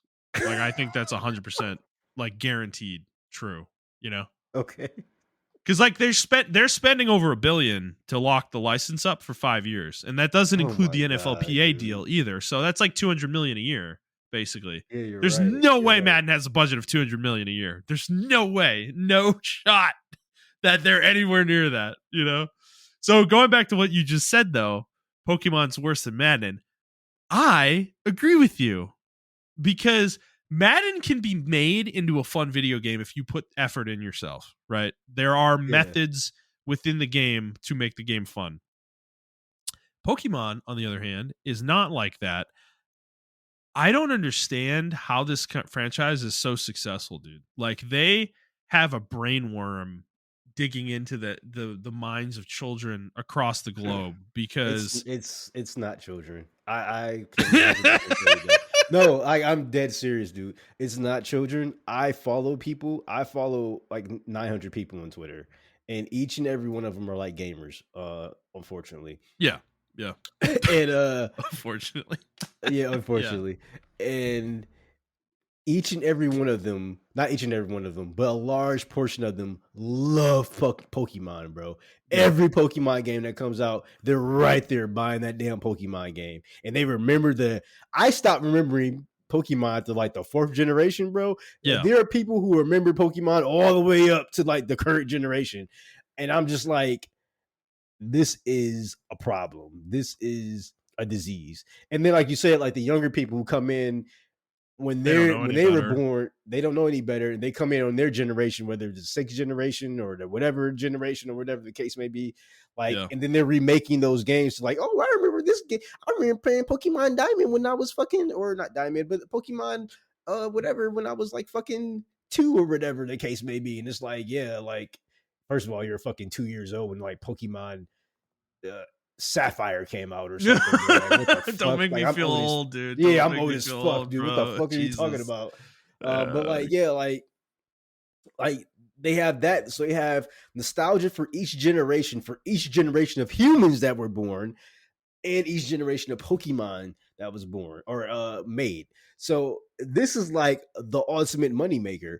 Of course, I wouldn't put any more money into it, bro. And then Pokemon cards that made a resurgence. I don't know if you've been following like the YouTube. Oh, absolutely, dude. They've come into Magic. I mean, these people have come over to Magic. This is why Magic's in the place too, because the Pokemon freaks have come over to Magic the Gathering and they're scalping it like it's fucking, whatever the fuck. I'm just waiting for a Pokemon Magic the Gathering collaboration. The world's going to implode when that happens. I'm waiting for it. Fucking God. I mean, bro. Dude, we're getting a Teenage Mutant Ninja Turtles fucking set next year. I want to fucking kill myself, okay? This is a medieval swords and sorcery game, And we're like, we had a Spider-Man set, like a month or 2 ago, and it's just, dude, like there's literally a card with a pigeon on it. Like, it's just a pigeon. I'm like, bro, like there's a card where there's bagel with cream cheese on it. Like, that's a card. It's like, This is a game about like, knights and fucking, sorcerers and shit, and wizards and like, it's like, yeah, there's a bagel with schmear and on the New York sidewalk, it's like, okay. It's a different realm, bro. Yeah, Like a it's a different different plane. universe. Yeah, the plane of New York City. Yes, the illustrious plane of New York City. Yes, and we're getting another Marvel set next year. We're getting a Teenage Mutant Ninja Turtle set. We're getting a fucking Star Trek set, which you think I would be excited about, but no, this is medieval fantasy. Okay, it's not science fiction. It's like, I don't know. It's like it's fucked up because it's like part of me will want the Star Trek stuff because I'm a fan of Star Trek and I want the cards just to have the art, Yeah. from a certain standpoint. But like the other side of me that's like more of a purist is like, what are we doing, man? Like it's just, I can't talk shit. I mean, it's just greed, bro. I still But it's have working, Montrell. That's the problem too. People are buying this shit up like crazy. Spider-Man didn't work, actually, admittedly. Spider-Man is flopping like mega hard, actually. okay. But most of the rest of the Universe Beyond sets though are crazy. They're like Final Fantasy was the highest selling set Magic's ever had of all time before it even came out, just from pre-orders. Yeah, bro. Because I know people who don't even play Magic, like who don't like card games at all, and they bought the Final Fantasy set.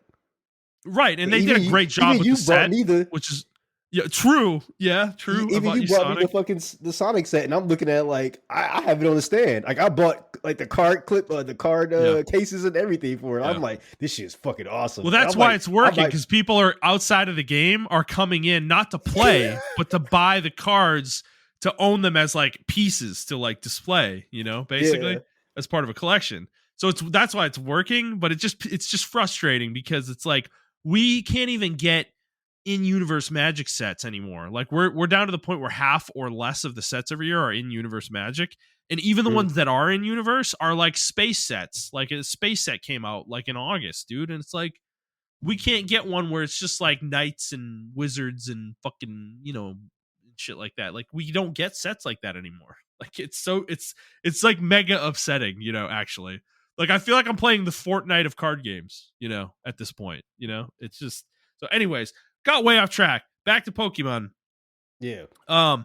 Dude, like, yeah, I wanted to make a point about this because I was thinking about when I saw the story earlier today, it got me pretty upset. It got me like kind of depressed about it because I love Pokemon as a concept, right? I know you do too. Like many of us do, right? Even though those of us who like hate on the franchise now, it's like it is a great concept. It has so much potential, but that's the problem.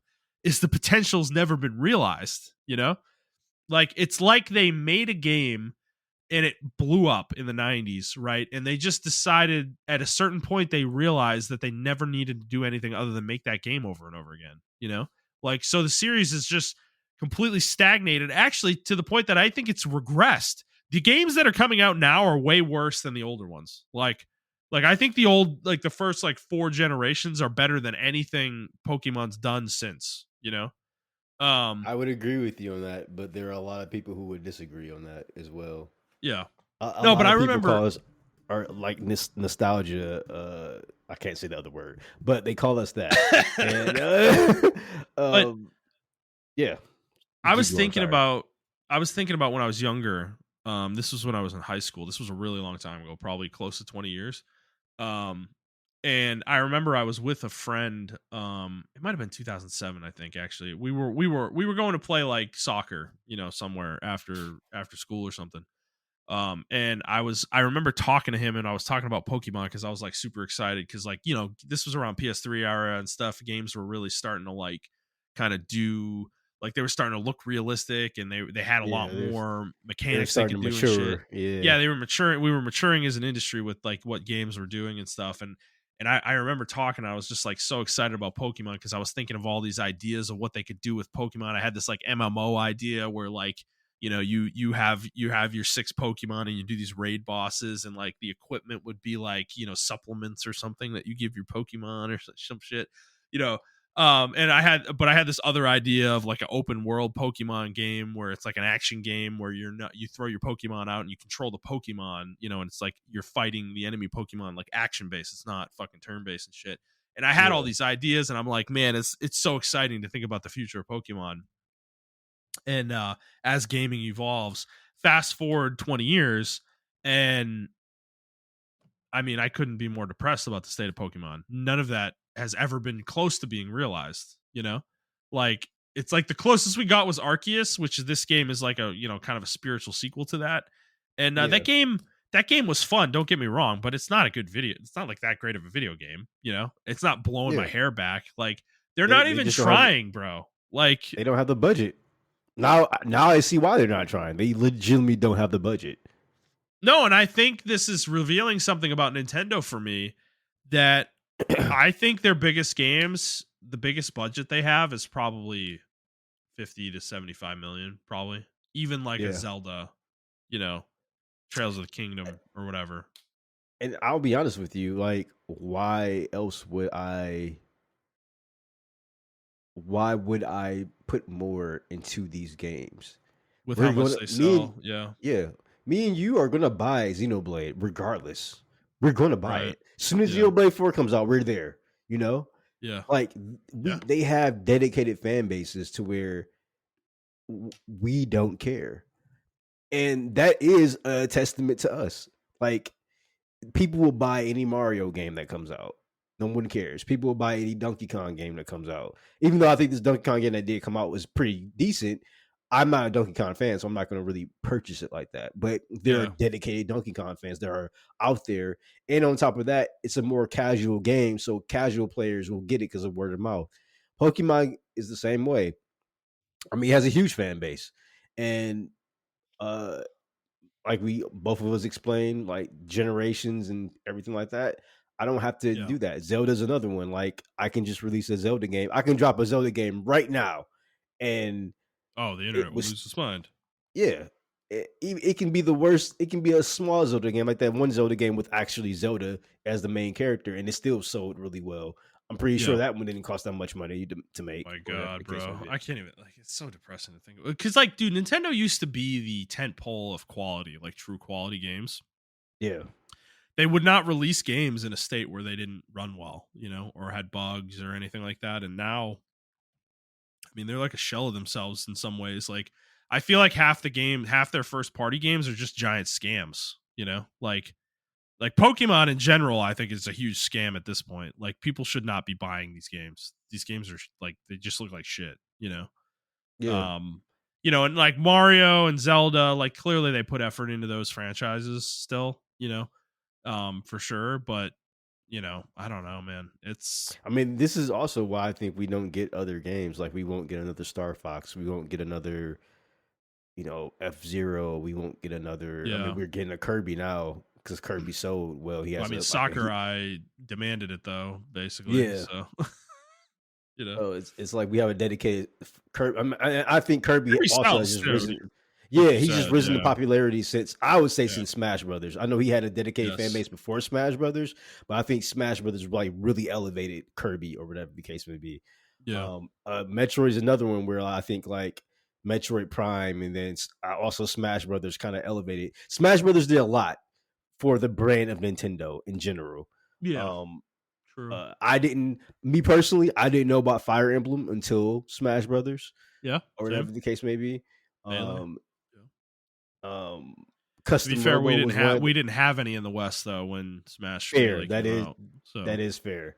I didn't know about Custom Robo until I got the Custom Robo trophy, and then Custom Robo came out on GameCube a couple like months yeah, later, or a year oh, it was later, the or something like perfect that. ad for all these games. Yeah, it Yeah, really so was. Yeah, um, I mean, they did a good job, to be honest with you. I mean, they went through that tough period though, where like the Wii and shit like that, but in the Wii U, or not the Wii, but the Wii U in particular.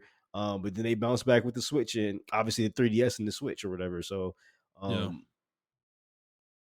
I don't know. I don't know where you go from here though. Like, I don't like their bounce back. I am proud of their bounce back, but now their bounce back is like, we don't want to go back, so we will exploit everything. yeah. We're in the ugly part now, like where they're Yeah. it's like they're exploiting their fans, dude, for money. Like, I mean, dude, I saw some of the like they announced. Remember the last Nintendo Direct? They announced DLC for Donkey Kong Bonanza, and Yeah. it's like $20 or something fucking crazy, I think, or 15 for like nothing. Like you don't even get anything concrete. You just get the island that has like a bunch of random like mini activities you can do, you know? So I don't know. It's just rough, Yeah, man. Seeing this information, dude, 13 million. Like how little are they paying their staff at the studio that made this that they could make a game for 13 million? You know, it's like, I don't know. It just seems, either it's a it's, group of interns, dude, who are just like, I'm happy to be under the Nintendo wing, I don't or think it's interns, bro. Like I think it's full on professionals and they're just paid like really low wages, you know? yeah. I mean, now you know it makes sense. Now I see why Game Freak made that other game, and they're just like, yeah, we're not, we're making another Yeah. game that we want to make. Yeah. Yeah. You know, so I wouldn't be surprised to see Game Freak like actually venturing out, like doing partnerships with like Sony to get more money and stuff like that. If this other yeah. game sells well, you know, Yeah. Yeah, dude, it's the gonna be Donkey Kong weird. Bonanza DLC is $20. I was right. Yeah, that's crazy. Yeah, it's like I don't know. It's from what people were saying too, it's like not worth the content at all. It's not even close, you know. All right, Montreal, let's move on to our next story, which this was an interesting one actually. IGN broke this. They obtained documentation on Dante's Inferno 2, which was going to be called Dante's Purgatorio. And they released pretty much everything about this game, the entire concept of it, concept art, like pretty much the whole story of the game, essentially, because it was actually written um, as well. And this was a very interesting read. Just to give a brief idea of what the game was going to be, it was going to be it was going to obviously take place after the first game, really like right after the first game ended. And you wouldn't be in hell anymore, obviously. You would have been in purgatory in this game. Scaling Mount Purgatory was the concept, and there would be basically these different levels of purgatory, and each level would be a level in the game. And I think there were like there were 9 terraces for each of the deadly sins, but there were additional ones as well, leading to about I think 11 total levels is what it looked like in the game. And I'm not going to go through the whole plot synopsis and everything, but if you guys want to check that out, I would definitely recommend it. But Montreal, what did you think of this? I mean, this sounded really cool. I've never played Dante's Inferno, the game, but the concept here that they detailed is very interesting. Yeah, unfortunately, Dante's Inferno got written off as a God of War clone, which yes and no. The story was very interesting though, and the combat was all right. It was God of War esque, but it was like really different from uh, from God of War as far as like it actually was based off the poem of Dante's Inferno and stuff like that, and his version of hell. And you do go through, the 8 layers of hell, or is Yeah, it 7? In that game as well, to where like you fight Satan. yeah, It's like he's naked. He has like a giant dick, dog. It's crazy. The yeah, game's fucking yeah, crazy. yeah. But no, I thought the game was like, I thought like Dante's Inferno like 2 would be really fucking cool. If they actually continued and put like a bigger budget behind it. But it looks like EA didn't want to do that, unfortunately. Yeah, and there was actually a little bit about a third game as well, which would have been in. It would have been called Dante's Inferno 3 Paradiso. So you would have been in heaven at that point in the last game. Mm, But um, it's just really cool conceptually because, like, I mean, Dante's Inferno is like classic literature, right? yeah, And it's just really cool for video games to kind of like touch on this. Obviously, it's I think that was part of the reason why it was so lambasted back in the day, is that it is a game interpreting classic literature as a fucking action game. yeah, So I kind of understand the criticism back then to some degree, but being far removed from it now, like 15 years later, it's like I actually don't hate the ideas here. Like, this is very cool that a game would want to touch on this kind of literature, because like in the 15 years since, like, dude, we don't have shit like this really. Like, I just don't feel like games like do these. Like, there's just not a lot of games that really touch on real human history and literature very much. Yeah. um and I think we should want more of that stuff, actually. um I think people Personally, are too so afraid to do that the way yeah. I don't know about the rest of the world, but like the way the political climate is out here in America, um, even doing something, I think even like Dante's Inferno would be like kind of controversial because it is a very Christian theme rather, based off of that and Yeah. the Right. iconography and everything of that nature. I mean, Yes. the only game I could think of that was like really doing that back in the day was like Assassin's Creed. And I think Assassin's Yeah. Creed came out the right time because I don't know if you were on YouTube around that time, but do you remember this strange era of YouTube where everything was controlled by the quote unquote Illuminati? Yeah. Okay. Yes, I do. Yeah. Yeah. Okay. And I think um Assassin's Creed 1 really, really tapped into that with like the Knights of Templar and then like the Assassin's yeah. Creed Order and this Yeah. Yeah. higher, Yeah. or whatever the case may be. So, I mean, now we don't get anything like that anymore, unfortunately. Like you said, or like you said, because whether it be because of like uh, game companies are scared to take the chance monetarily or uh, Yeah. socially or whatever and everything of that nature. But I also think if you read like other literature and other poems, like even God of War, that's based off of ancient Greek mythology. Right. Even the current God of War is Of based course. off Norse mythology, and I Yeah. think that shit is fucking cool because Yeah. another game too, Asura's Wrath, which is based off of Yeah. Hindu mythology, I believe. Yeah. Yeah. Games like those are like really fucking cool because if you read the mythology themselves, they kind of read almost like I always said the Bible, the New Testament is like a shonen adventure for fucking for Yeah. Yeah. so like a lot of them read like a modern or ancient comic book or whatever the case may be or whatever. So um yeah, I agree with you. I think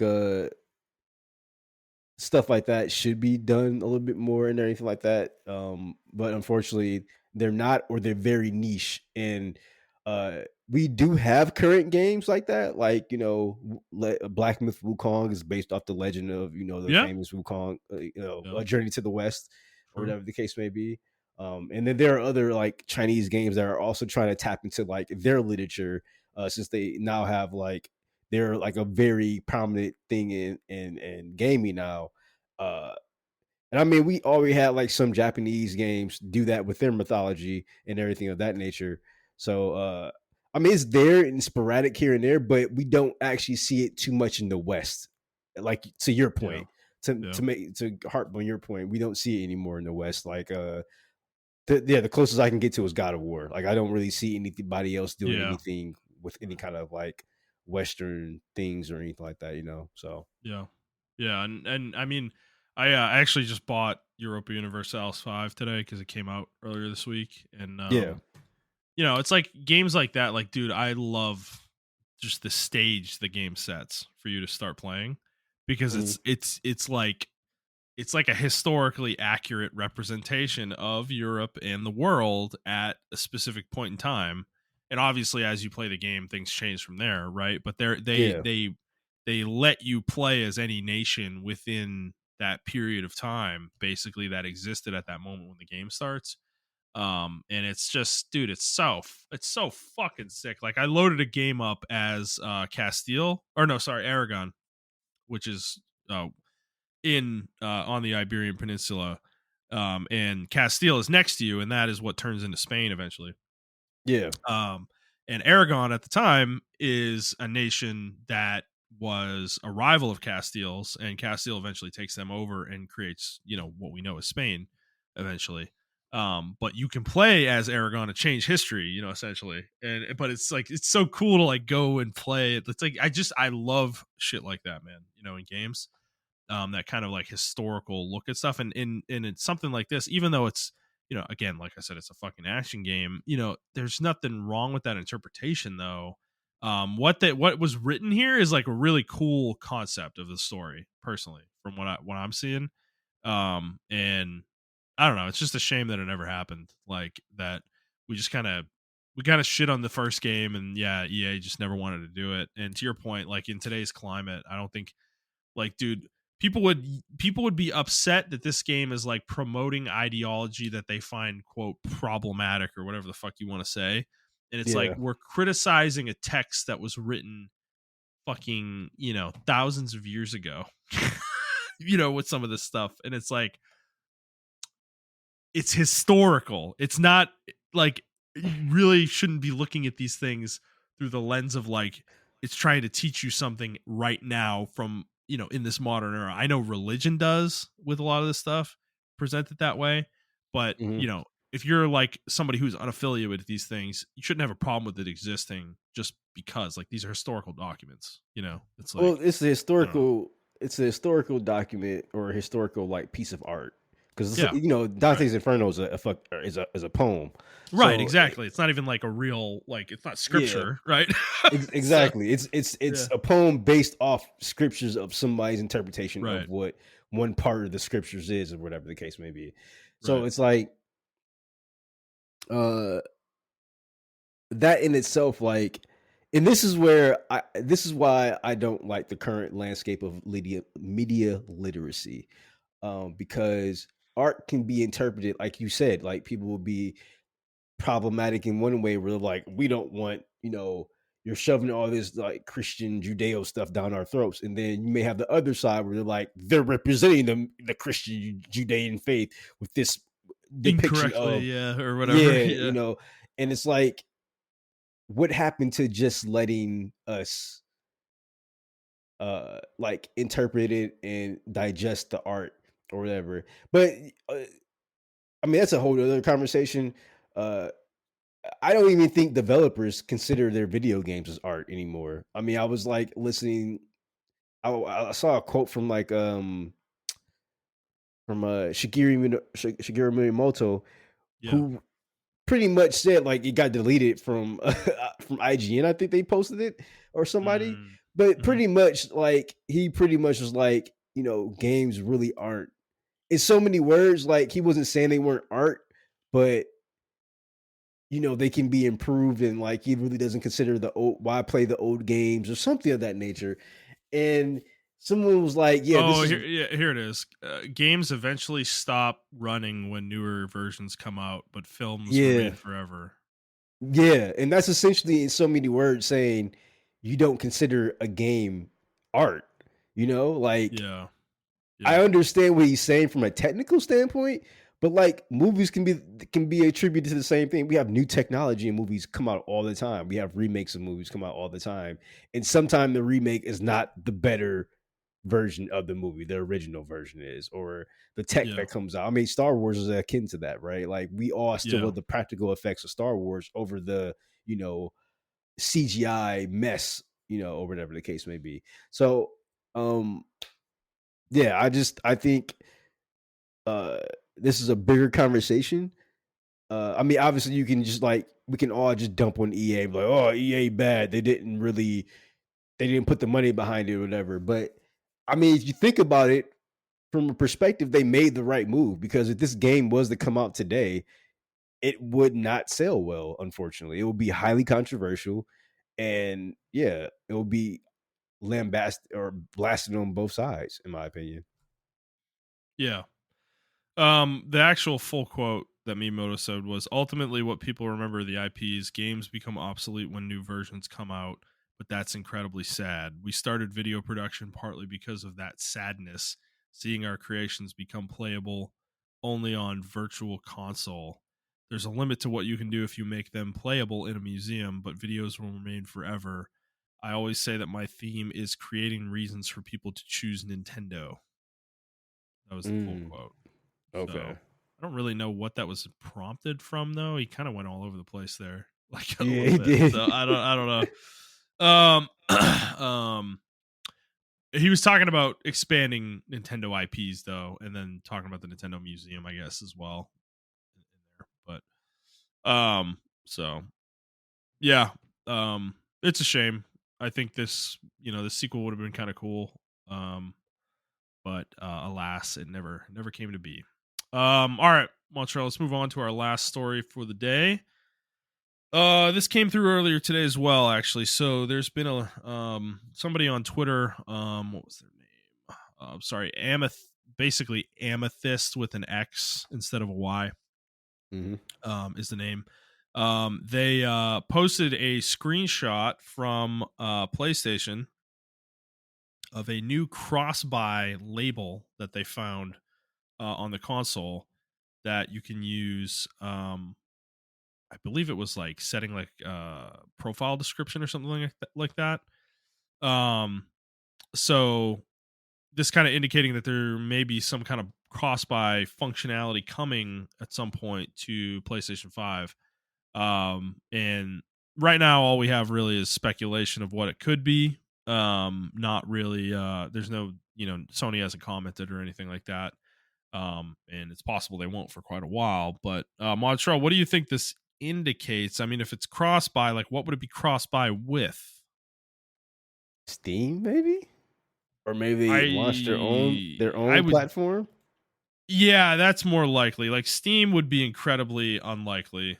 I don't think Valve um I don't think Valve would allow them to do that. So they would need to do their own platform so they could have their own um they could have their own selling platform that they could do it through, which would be weird though, because there's not really that many PlayStation first party games that are available on PC right now. It's like, what is it, 10 maybe?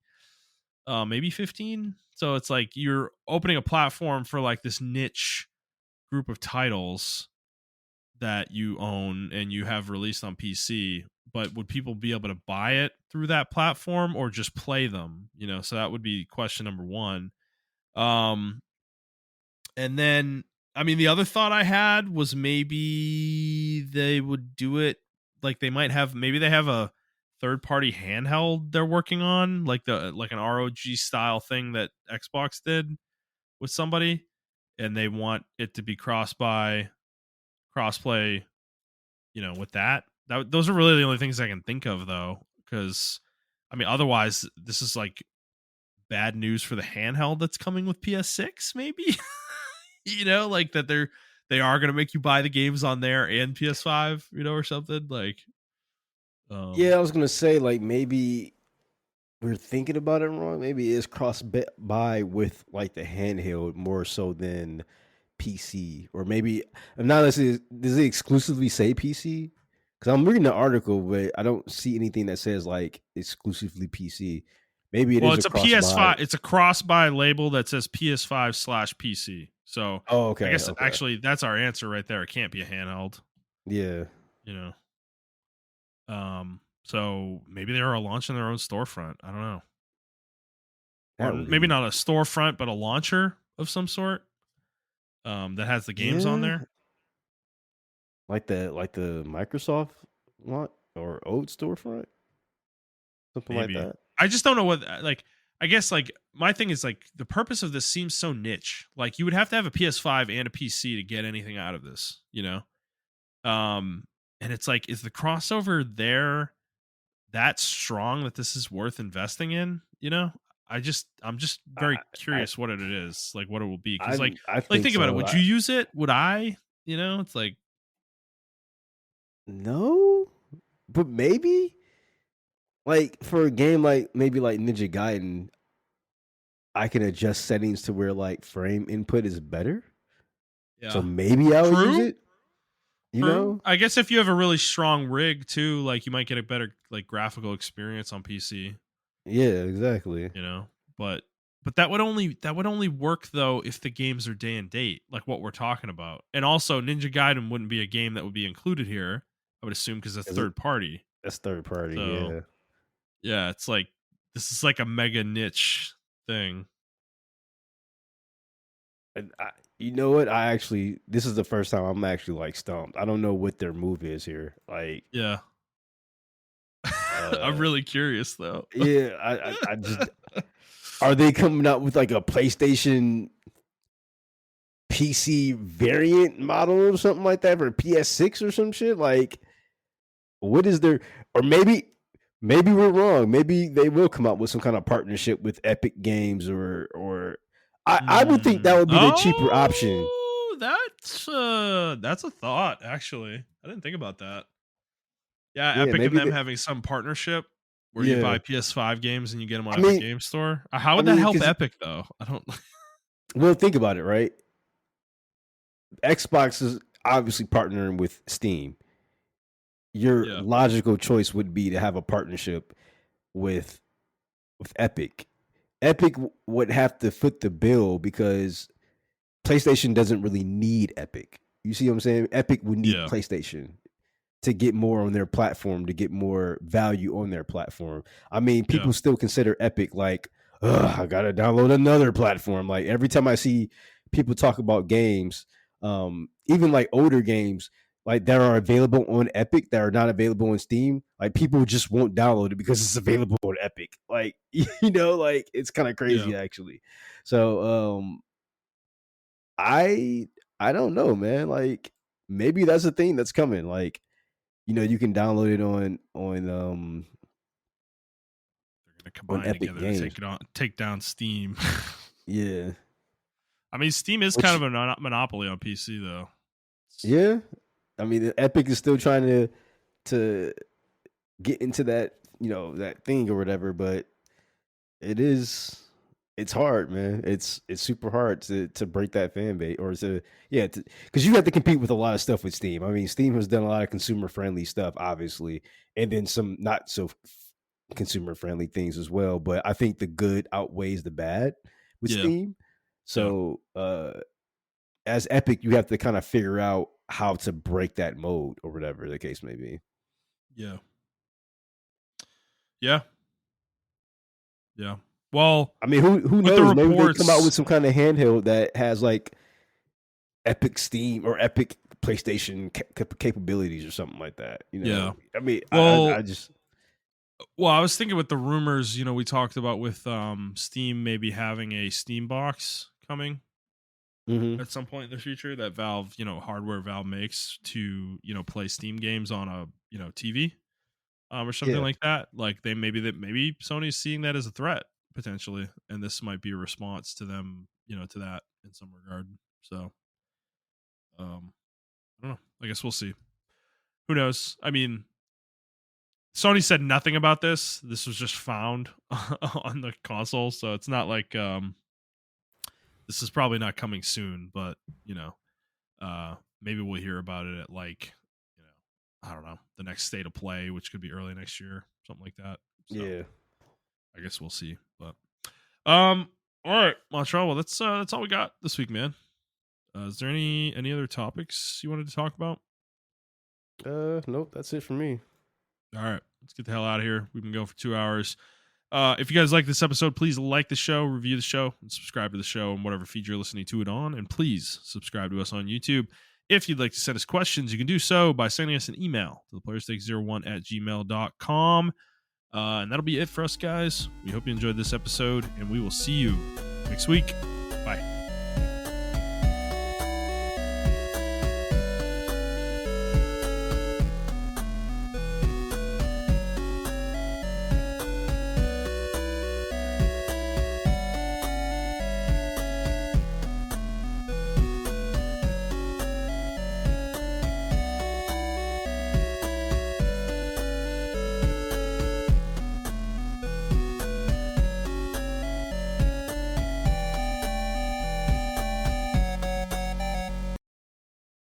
Lost the tab. Lost the tab. Where's the tab at? I'm trying to end it.